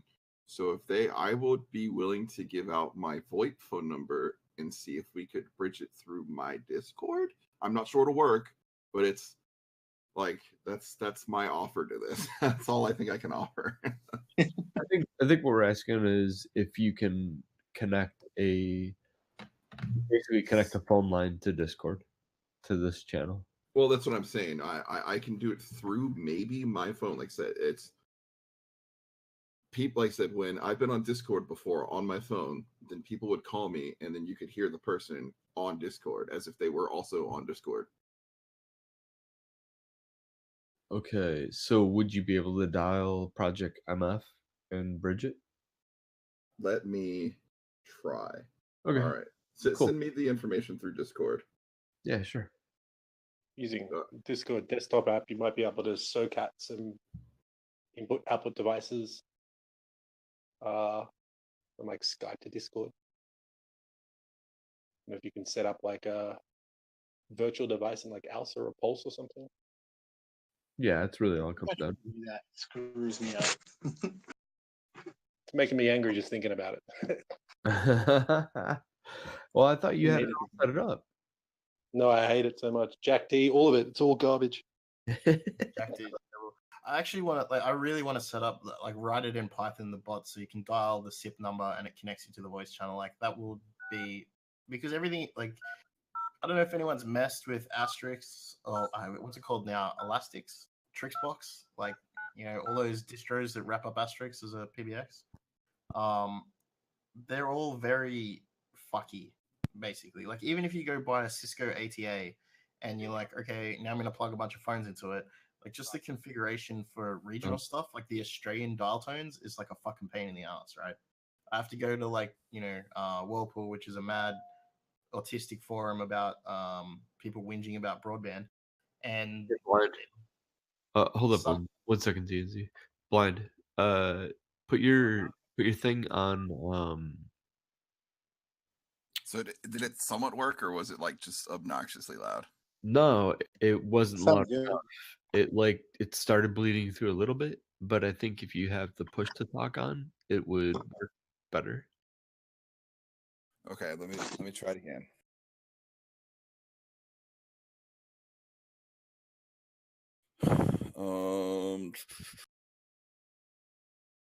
If not, I can just do it on speakerphone on my phone. I have it right here. Are you gonna control you're gonna input tones into this through Discord to a phone?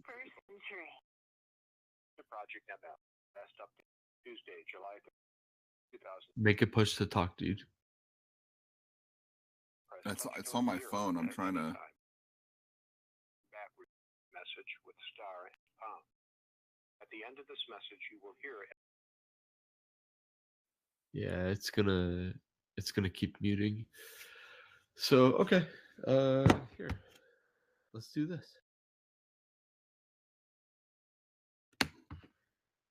Welcome to Project MF, bringing phone freaking to the 21st century. Welcome to Project MF. Last update, Tuesday, July 31st, 2012. To end this message and go directly to a trunk, press touchtone 0 at any time. Go forward and backward through the message with star and pound. At the end of this message, you will hear MF tones, followed by ringing. You are now connected through a 2600 Hz controlled trunk. During the ringing or after it stops, sending a 2600 tone for a second or two. You guys can send any tones you want at any time. 2600 Hz wink. DTMF or beyond. Fantastic. 600 Hz cheap sound of the wink acknowledgement and the soft buzzing of filtered 2600 indicates the system is ready to accept MF digits. Think of it as a phone freak style tone. You can now dial a number beginning with the key pulse tone, followed by the number, followed by the start tone. You have 5 seconds after the wink to begin dialing. Otherwise, the trunk times out with a recording and short reorder or fast busy tone. And you can to try again. The 2600 should be played at a higher volume than the MF tones. The MF receiver is very sensitive. Be sure you are in a quiet environment when blue boxing and do not speak after the 2600 is played and before the call starts to go through, or the MF receiver will interpret the noise as tones and misdial. If the switch cannot route the call, it will read back what it thinks it hears. Dialing difficulties are almost always a result of too loud MF tones or background noise during MF dialing. A complete and current listing of current blue boxable codes is at www.ckts.info. Go to the North American Member Directory listings page under Exchange 762 for a full description. Some numbers you can try are key pulse plus a number from 100 to 110 plus start. This will play unusual sounds from the standard asterisk library. Key pulse plus 111 up to 200 plus start will play interesting phone recordings from the Phone Trips website and other sources. You can control the recordings with touchtone 0 to stop, touchtone star to skip back, and touchtone pound to skip forward. Other test functions and features are also located in the range 100 to 200. Any of these internal codes can be prefixed with any area code and they will still work. Key pulse plus 121 plus start will ring the operator console. If no one answers, please leave a message on voicemail. 131 will dial 3411 directory assistance. 2111 will enter a contact. Press star for a menu of options. 1111 will allow entering a 10-digit phone number and will read back the name associated with the number. 2602 will give a dial tone with access to the switching train. Dial 2602 repeatedly at the dial tone to stack additional SF trunks, ending with a PSTN number on your second line or cell phone to terminate the call. Hang up the originating phone while listening to the terminating phone to hear the links of the stack disconnect one by one. 777 accesses the telefreak. 600 is the echo test to check the latency of the system. 199 flashes 2600 Hz on the trunk, so the operation of the 2600 Hz notch filter may be heard. One cheap of 2600 is heard when the tone is applied, and another when it is removed. The filtered 2600 may be heard between these cheeps as a soft buzzing when the filter is active. A new enhancement is the inclusion of authentic old tandem intercept recordings from the Phone Trips tapes. To hit these, simply dial an unroutable number prefixed by one of the original area codes, those with 0 or 1 as the second digit. K plus the area code plus start is the easiest way to get these. Try 216 for an example. This is an ongoing addition, so if your favorite is not there yet, try back later. All right, there we go. Eventually, I will add the old 3-digit terminating toll center I or hacked this poor TTC guy's routing voicemail, codes that will allow like routing his to a private specific voicemail by and accident recording once. within an NPA. Key pulse plus 011 plus country code plus the number plus start will access any number on CNET, the Telephone Collectors Network. When can you actually do this? What's that? www.ckts.info. When can you actually send tones? Because Directory. It takes a really long Finally, time. You got to pulse listen to plus this the whole 10-digit US really long plus message, start but it's will almost dial over. out through the I PSTN. promise. People are saying press 0. Calls to toll-free numbers for casual testing, but it's okay to dial a regular number. here with the key press. Keep calls brief to minimize my costs You guys for can this press project. the same keys I can press. All calls are goodied. That is, they will drop back to the trunk after the called end disconnects without disconnecting you. It is possible to whistle. It's possible to. Try adjusting 2600 volume into the phone higher if you have trouble with this, especially if a recording is playing or if the called party is talking. Detailed information on this project is available at www.projectmf.org. A Windows-based blue box and instructions for building a simple hardware blue box are also available there. I sell the pre-programmed PIC microcontroller and It's printed like a circuit boards for 7-minute the hardware intro. blue box at a non. Have fun. This is. There we go. Okay. Wow. Can I do it now? All right. Can I hear that all again if I press star from the beginning? You guys are good. Go.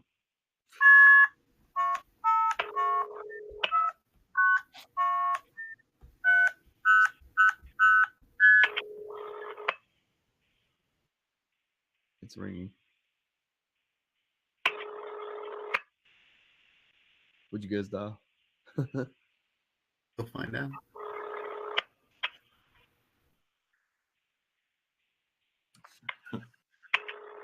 I'm getting a little nervous. I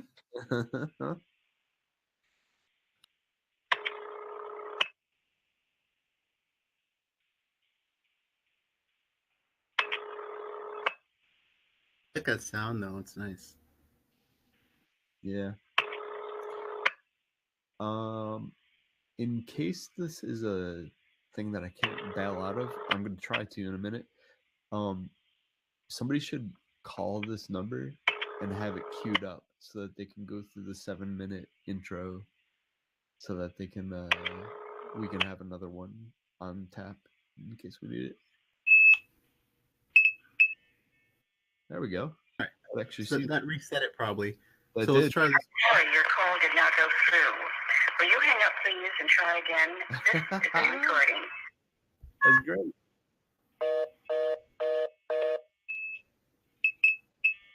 All right. So there we go. Hold on one second. Ready? Yep.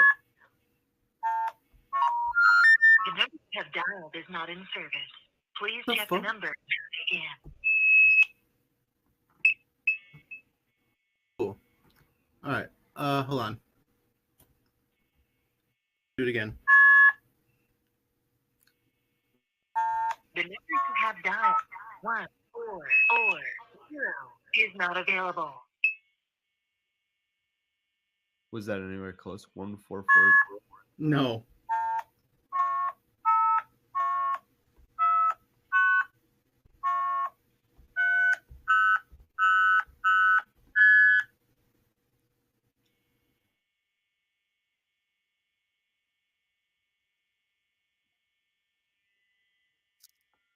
Hello. Try it one more time. All right. So it gives us the two little plinks, and then. All right. Let's try this again. The number you have dialed is not in service. Please check the number and try again. Okay. Hold on.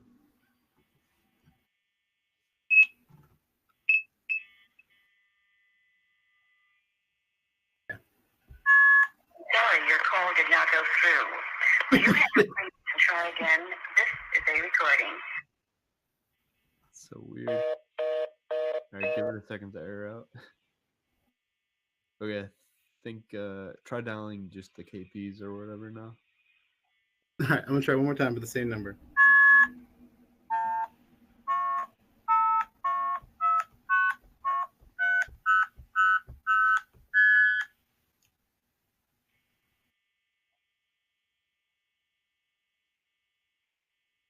Come on, baby. Come on. What are you It's going from. You can message me. I'll try and dial it here locally on my tone dialer. You have to use a blue box tones though. Yeah, that's okay. I got that.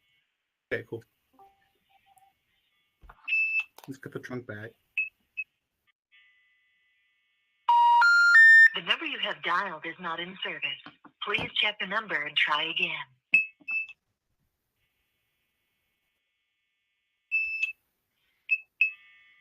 I'm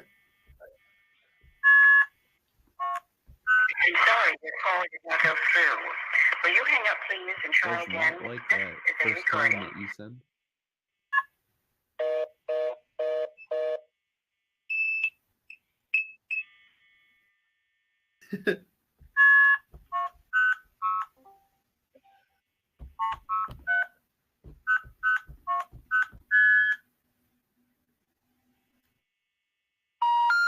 The number you have dialed is not in service. Please check the number and try again. Let's try to do one of their ones then. So that was like what? Key press 1-1. Press 1-1. It was key press and then 1-1, I think. So.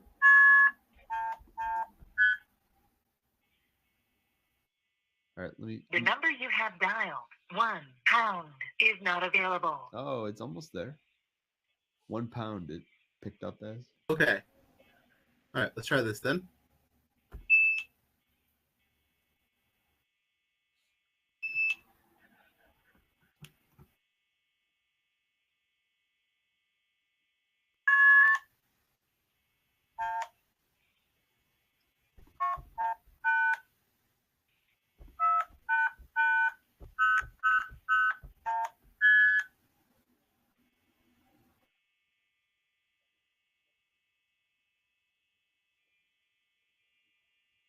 All right. Anybody wants to try this? I just posted the numbers in, or some of the ones I was trying into the voiceless voice.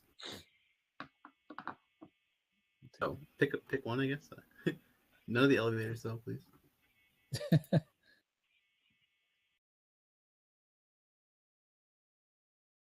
Hey, not Dan. Hey, Dan, are you available? Yeah, buddy. What's up? Hey, does PLA still actually have that blue box and red box app? It's called Tone Deaf. It's called Tone Deaf. Just the DTMF. Does it actually come with the red box and also the trunking? Yep. Bill Will mentioned that he wrote one earlier as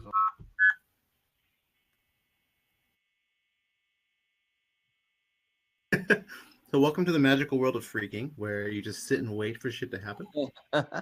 Wait, so are you trying to dial out on those numbers, or what were you trying to dial on the on this bridge? Oh, I was trying to dial out to a number. Oh, okay. Let's try just even getting internally to a system, right? So let's try 777. I think was the Telefreak bridge, right? So.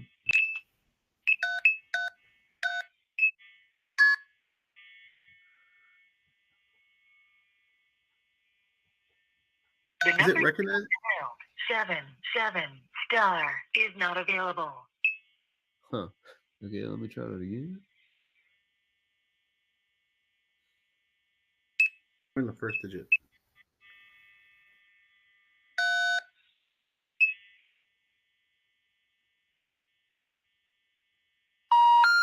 The number you have dialed is not in service. Please check the number and try again. Yeah, it will. It's not overmodulated, it seems. It seems like it's just, I don't know if it's actually able to dial out. Or it might have to do something else before you can dial out. I don't think it does dial out, but I think it works. I think it's just that it's a little finicky. Let me try this.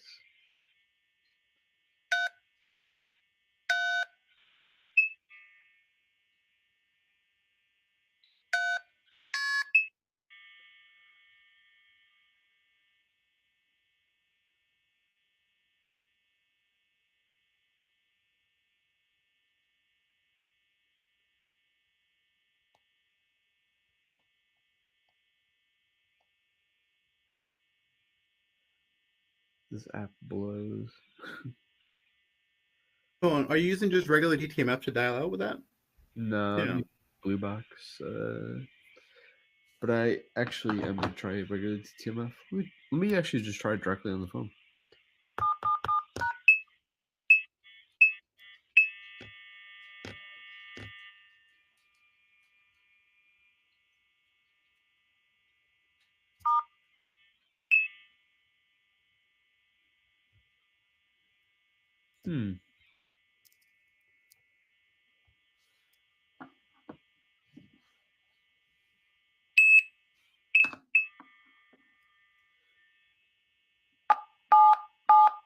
I'm sorry, your call did not go through.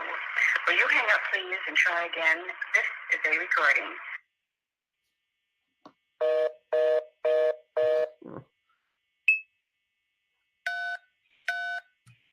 Yeah, I just dumped a number in voiceless voice. Give that a go.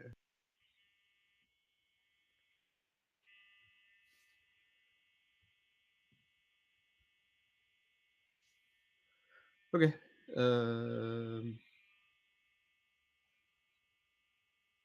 I guess we're gonna bail on this project MF. I don't know what's up with it. It's not working. None of it seems to work, man.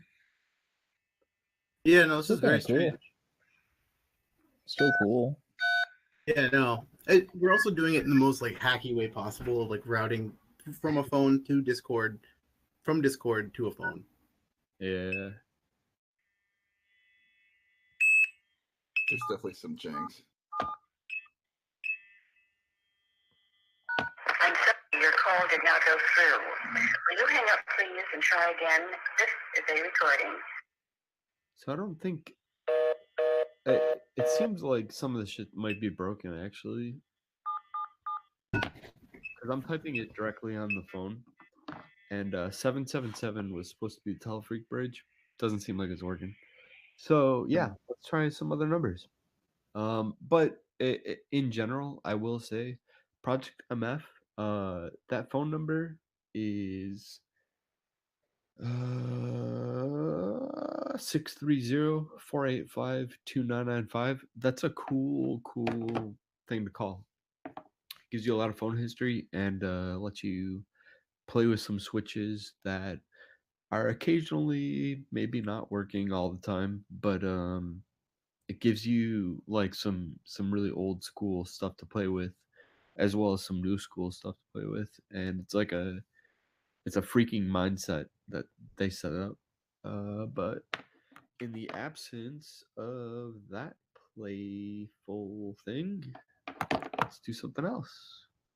DNZ, you said that number. Can somebody else bridge that phone that on by your phone? I'd call the number first, but it's not an IVR or anything.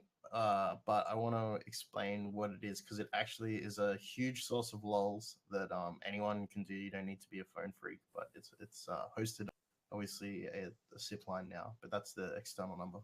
All right, we'll talk about it in just a sec.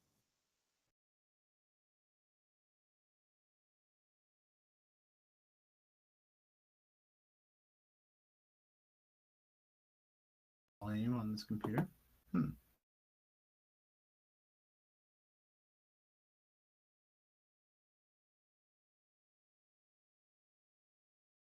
Yeah, this is very reminiscent of everything that I ever played with before. You end up just dialing something really stupid.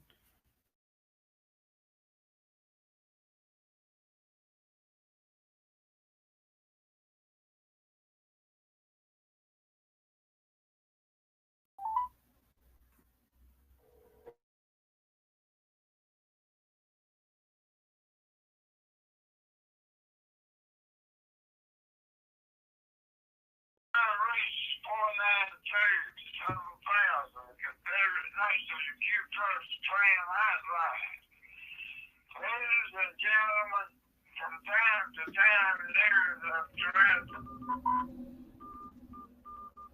Is that the 347 number? That shouldn't be the number. That should be the Oh, never mind. Is that the 296 number? I don't know. I was asking, is it? That's not what's supposed to be. Okay, hold on. Let me try and dial it.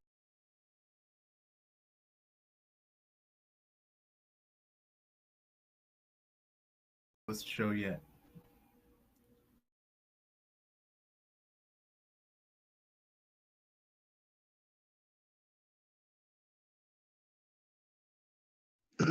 Doing it on my other laptop was not good. I was trying to do it in Discord in the browser because I didn't install it on this laptop, and it's not good.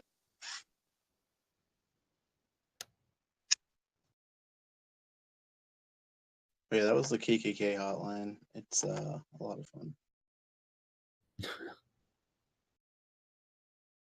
Should I just talk about that number, or are we going to try and dial, or what? It's trying to dial right now. What country? It's U.S. country? Yeah, it's a US number. +1. Okay. 347-514. Why does that seem so familiar?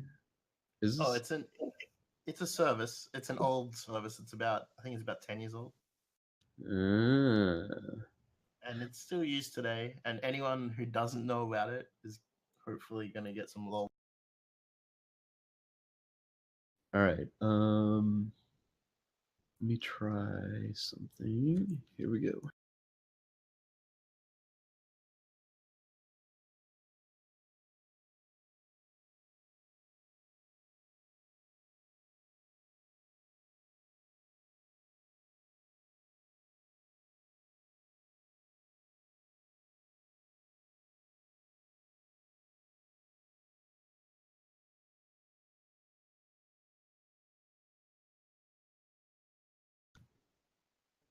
I think it might be going.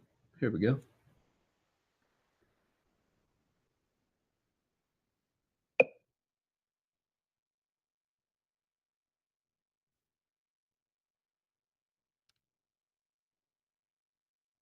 Hello?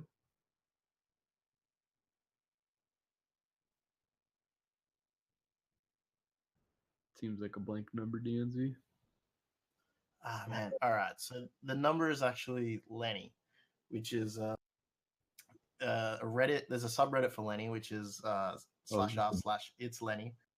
And basically, it's for when you get a telemarketer call, you transfer. Like if you go to the subreddit and you read the information, it'll tell you how it works, and then it'll give you a bunch of examples of it in use.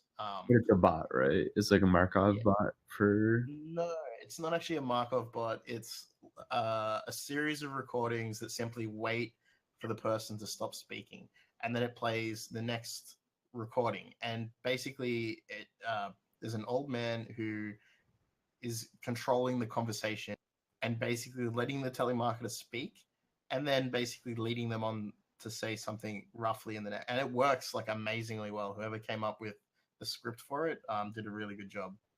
So yeah, so like telemarketers, you get the call and you go, hang on a second, can I put you on hold? And then you either make like a three-way call or whatever. I forget what the actual name for that is. You either have a three-way with him, or you just transfer him straight to Lenny, and then off it goes. And Lenny will take care of your telemarketer for like, somewhere between 15 minutes and an hour. I think that the longest calls are like over an hour, where it gets transferred around to about 5 different people. And it's about, a series of maybe 5 to 7 different audio clips. So there's no like Markov or anything. It's just simply like leading the conversation with ridiculous.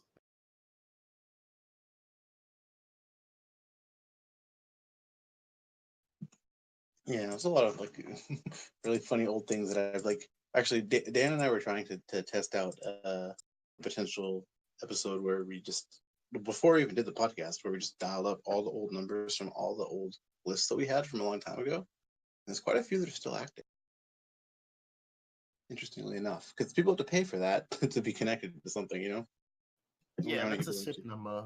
But I mean, SIP is actually, so like, I guess most telephony today, like actual phones, is over digital networks through like PBXs that have SIP trunks, or there's another protocol that I forget what the name is for trunking as well.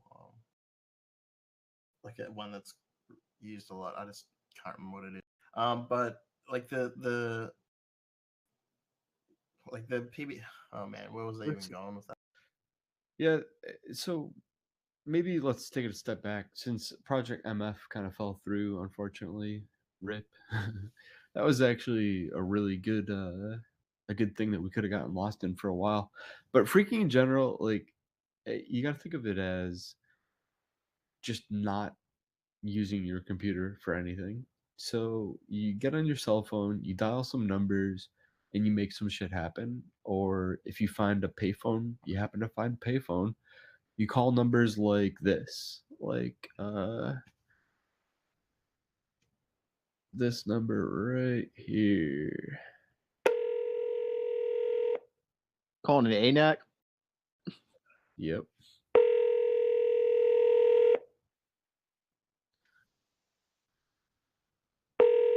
That's not gonna work. That's funny. They blocked it. Come on.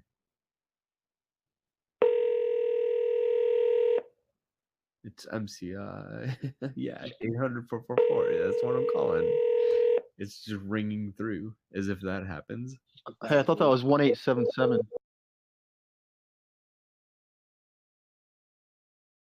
Hello? Hello. Jin. Yes, this is Brenda Ferguson calling from laserdildos.com regarding your recent.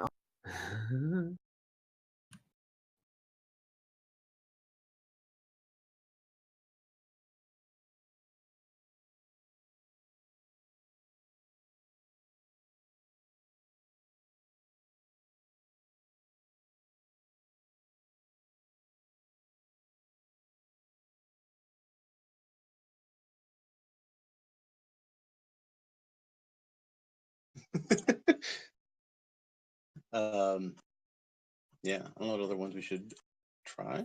Hold on, we got some good ones. Okay, cool.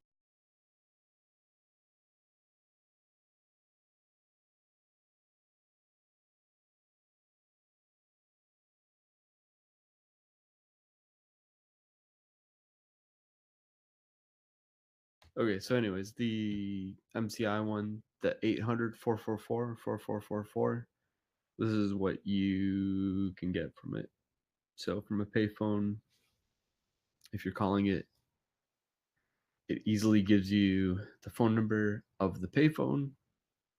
Payphone numbers are good to have. MCI. Our system indicates you are calling from 516-453-0142. If this is the number you are calling about, press 1. If not, please listen to the following two options. To enter the number you are calling about, press 2. If you do not have a telephone number currently in service and need to establish a new telephone number, I'm press just gonna 3. grab that number in a minute. What is it again? Say it again, honey. Say it Our again. system. No, it hung up. Oh well. Well, you get the idea. So that's one of the number pools for this VoIP company that I'm dialing out from. Let's call some other phone numbers now that we can call.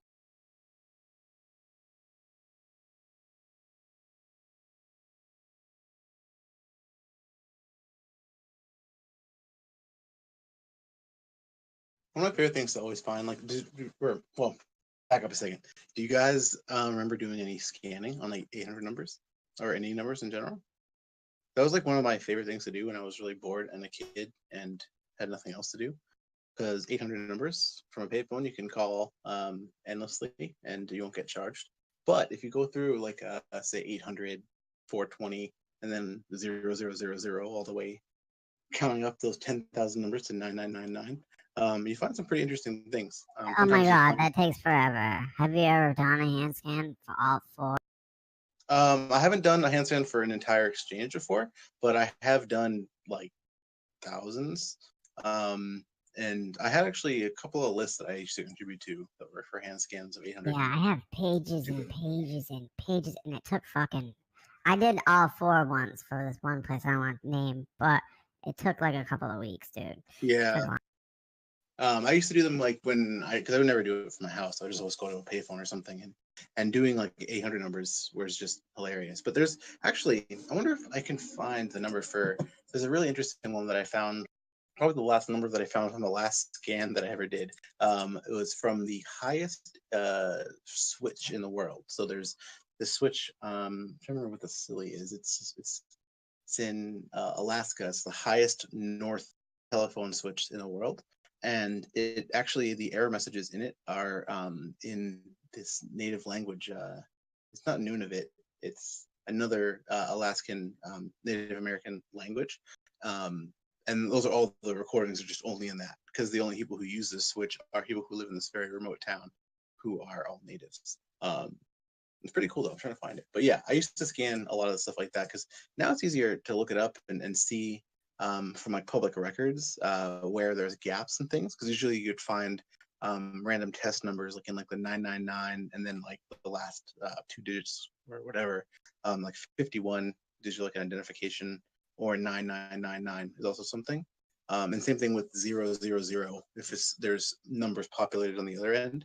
But I used to call those all the time, and I would just try to go through every exchange that I could possibly think of. I feel like it's like, I don't know, that's like the most, I don't want to say autistic, but it's quite a feat to try to just sit. It's a feat of patience to go through and actually try to scan all those kinds of numbers. But those are my favorite things to do though, is finding those weird error messages that'll be parked at like a random number for really lazy switches where the error messages would be at a specific number. And so instead of like your number would get redirected in a call to that circuit for whatever number it is, and it would say like, please deposit 10 cents or, you know, ask your mother for assistance on dialing or whatever kind of message there you'd find. But yeah, I don't know. Those are my favorite things to do when I was a kid. It brings back a lot of memories.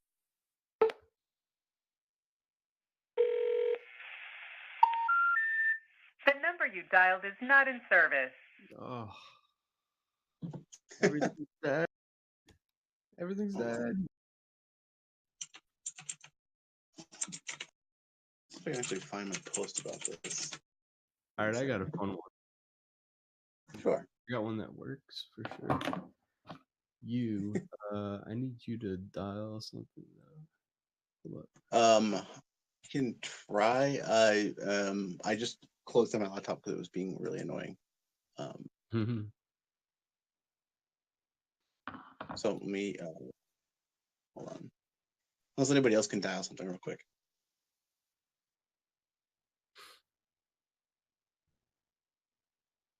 Take that as a no.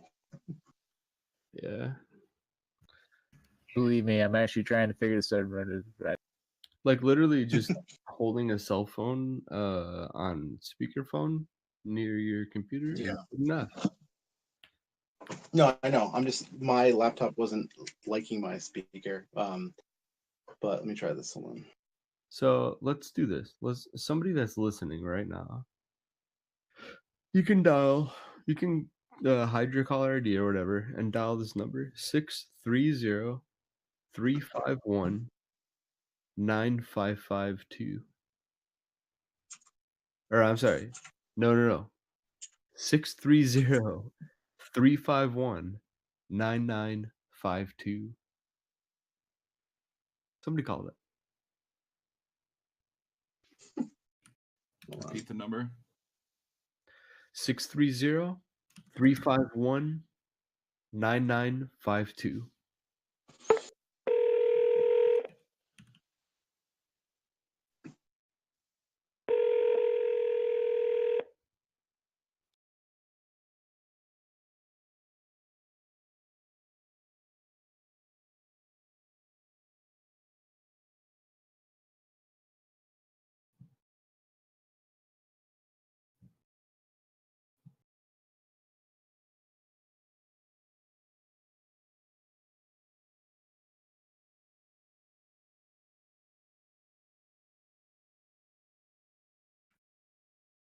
I was unable to connect because the number is considered busy.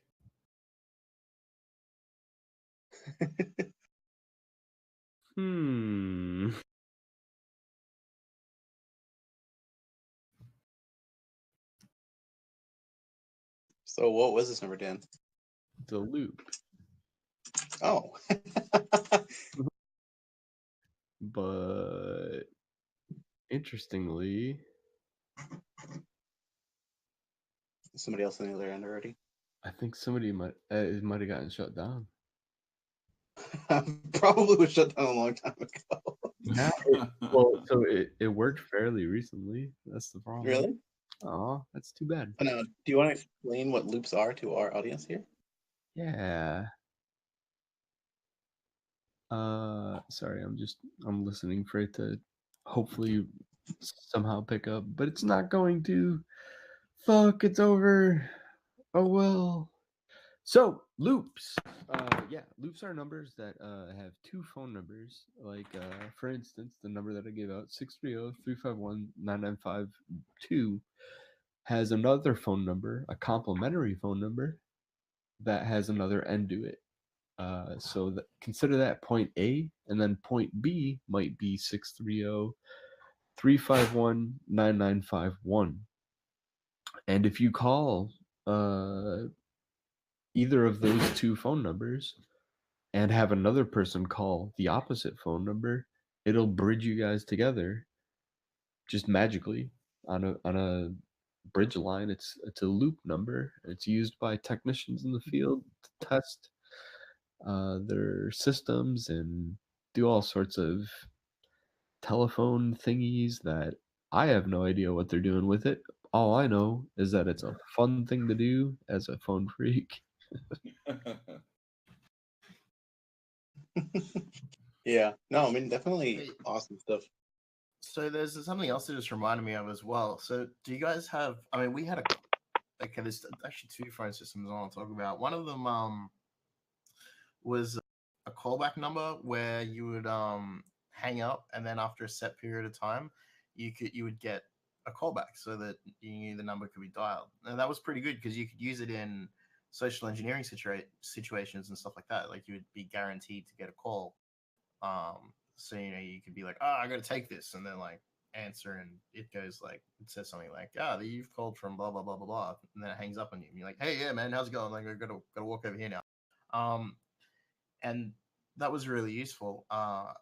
Another system here that was pretty interesting that somebody went through and war dialed to find, like there's a common prefix, is actually the train station announcement boxes.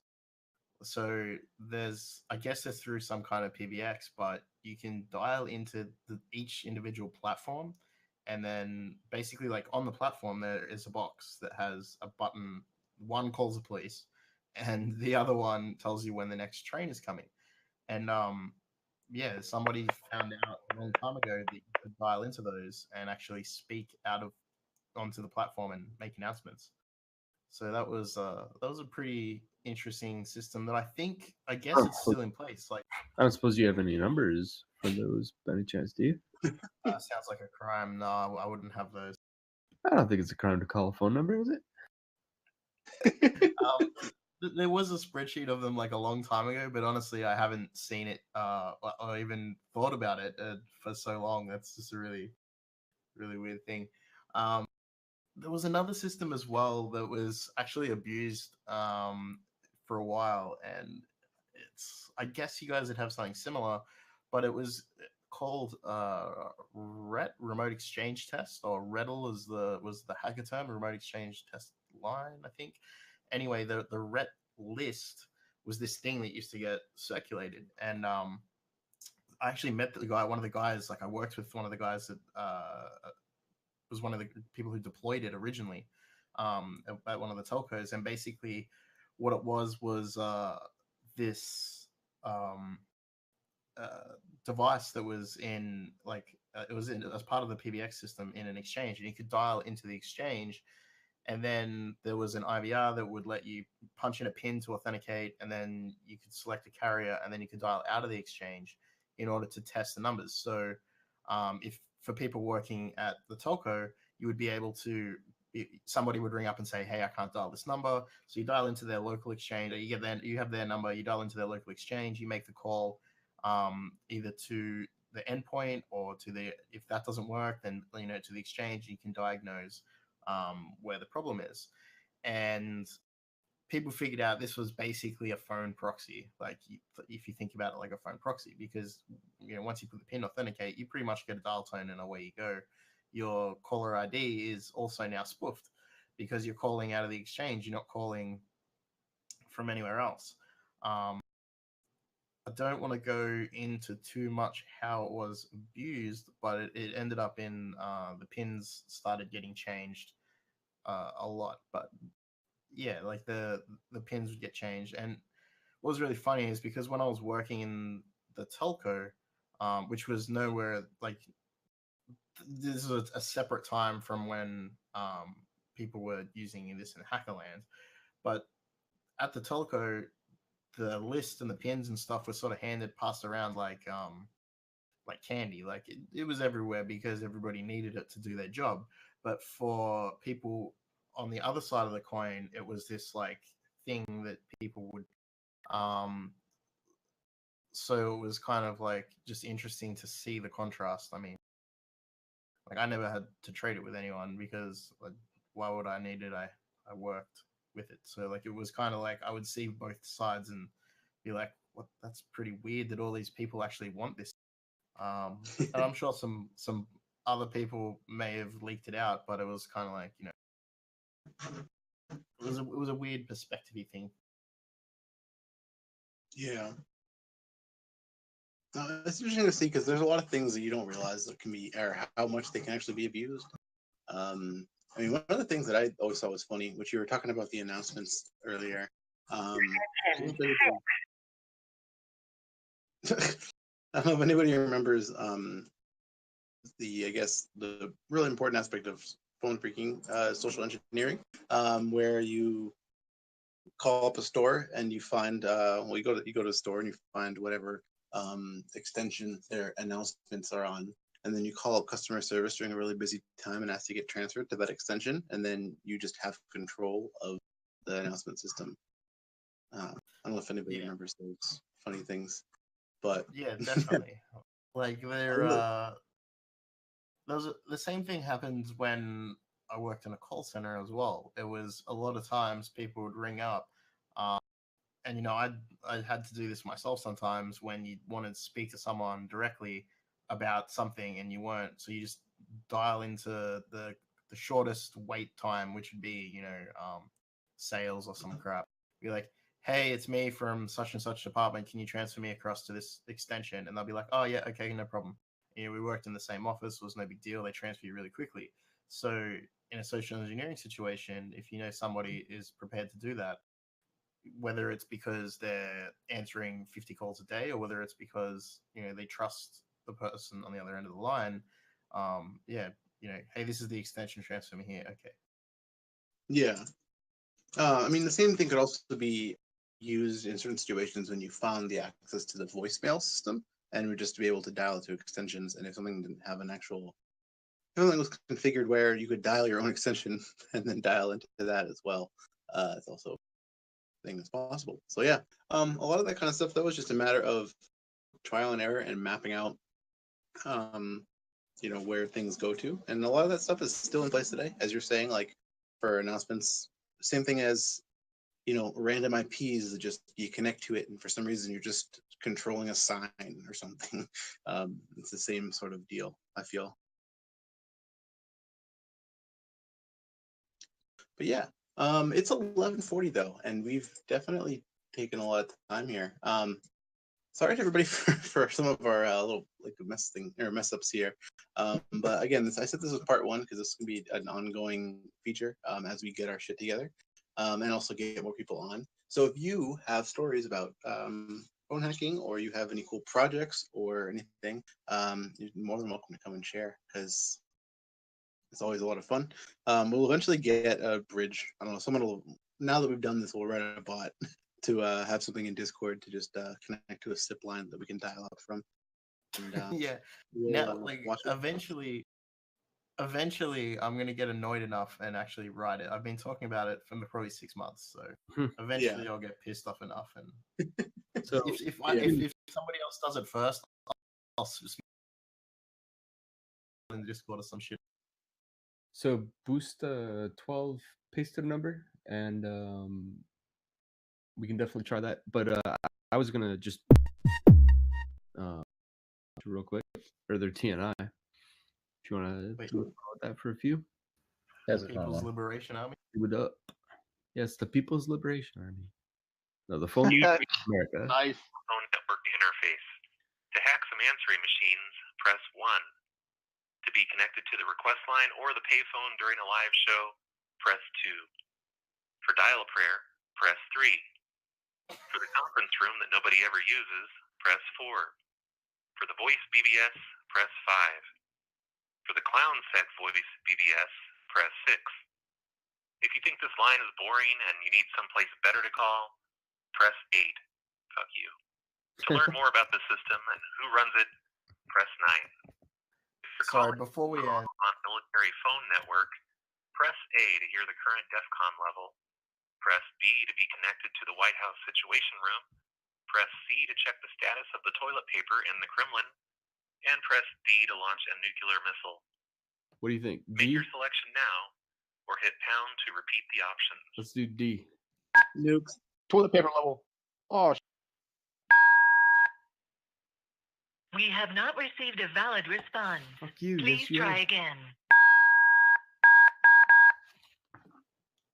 Dan, can you dial that number that I pasted in voiceless voice to send? Yo, fuck you and your bone spurs. We have not received a valid response. Please try again. Which one, buddy? Oh yeah, okay. Let me dial it.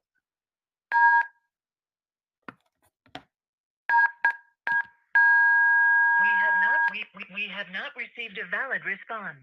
That's Please horseshit. wait while we connect your call. You've reached the PLA telephone network interface. To hack some answering machines, press 1. To be connected to the request line or the payphone during a live show, press 2. For dial-a-prayer, press 3. For the conference Try and hack room, a voicemail. there are currently 8 answering machines Developer. to try and hack. I'm not going to explain each machine right now. I will do that later. I will update this menu to tell you what the brands are and everything. But for now, just make your selection. 1 through 8. 8 different machines. If you're looking at the picture, Hitting 1.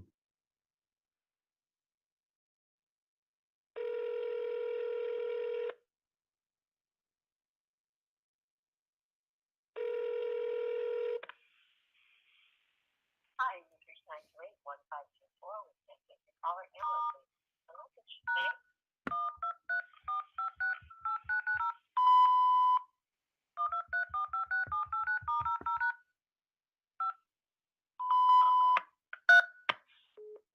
It hung up on me. Oh, darn. So that's a really cool line. That's the Phone Losers of America. Phone number is 914-296-1862. Again, 914-296-1862. We'll put it in the show notes and put it in the Twitch chat. But that's something that you can actually call. There's a whole. He has 8 random voicemail and voice message machines hooked up that you can brute force hack.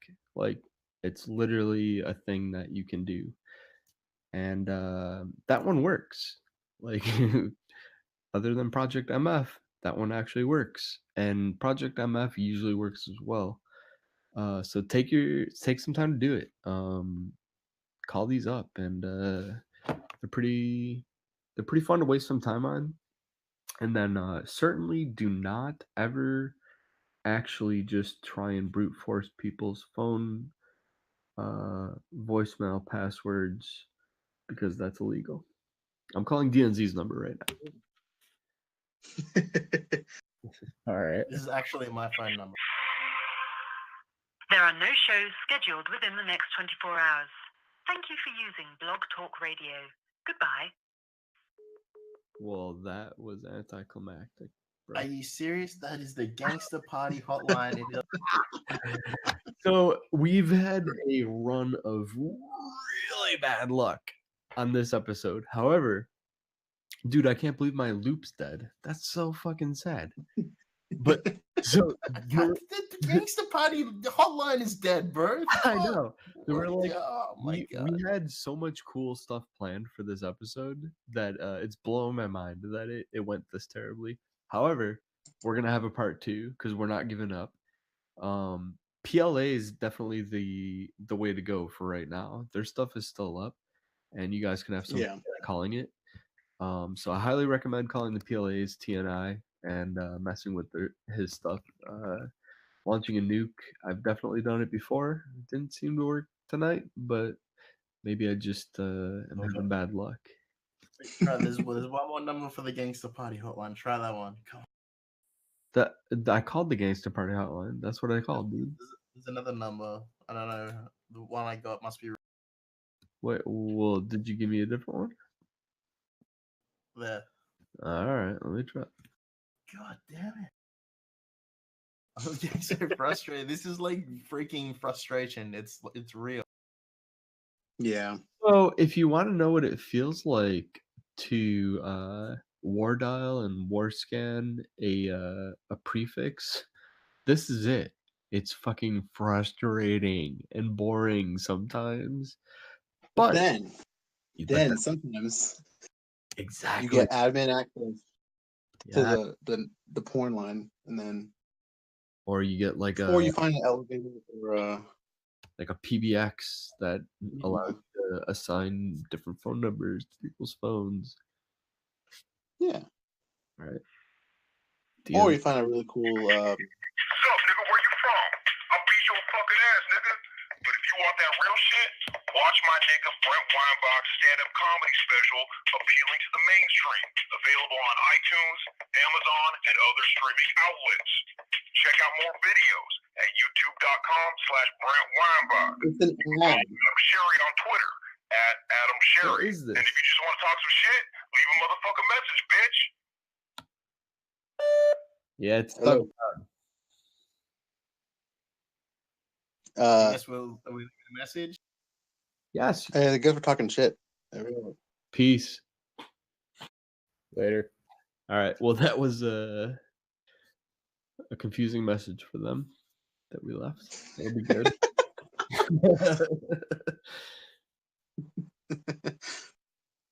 Yeah. Cool. You guys want to keep All going? right. Well, wrap up. No, we should probably get off. We should all get off. But yo, let's do this again soon. We've been talking about it. We want to try to do some more episodes where it's kind of just our core group of people doing stuff. Because as much as we love having guests, we also have a lot of people on here who are very knowledgeable and should speak and talk and share experiences. So thanks everybody for listening in. If you are interested in doing a freaking episode part 2 and where we'll actually have stuff set up and we'll test these 20-year-old numbers that we're trying to call before we actually call them on the air. We'll do that. So yeah, if anybody has anything, DM us. We're at ThugCrowd on Twitter. Our show notes are somewhere. We'll post them again, where we'll probably just paste some extra shit into there. Hit us up wherever you want to, and we'll be back next week. We got who is it? Dual Core and YT Cracker next week, I believe. Oh yeah, nice. Nerdcore episode. Fun. Yeah, it's gonna be fun. Thanks everybody for listening, and we will see you all soon. Peace. Shut the fuck up and get a landline.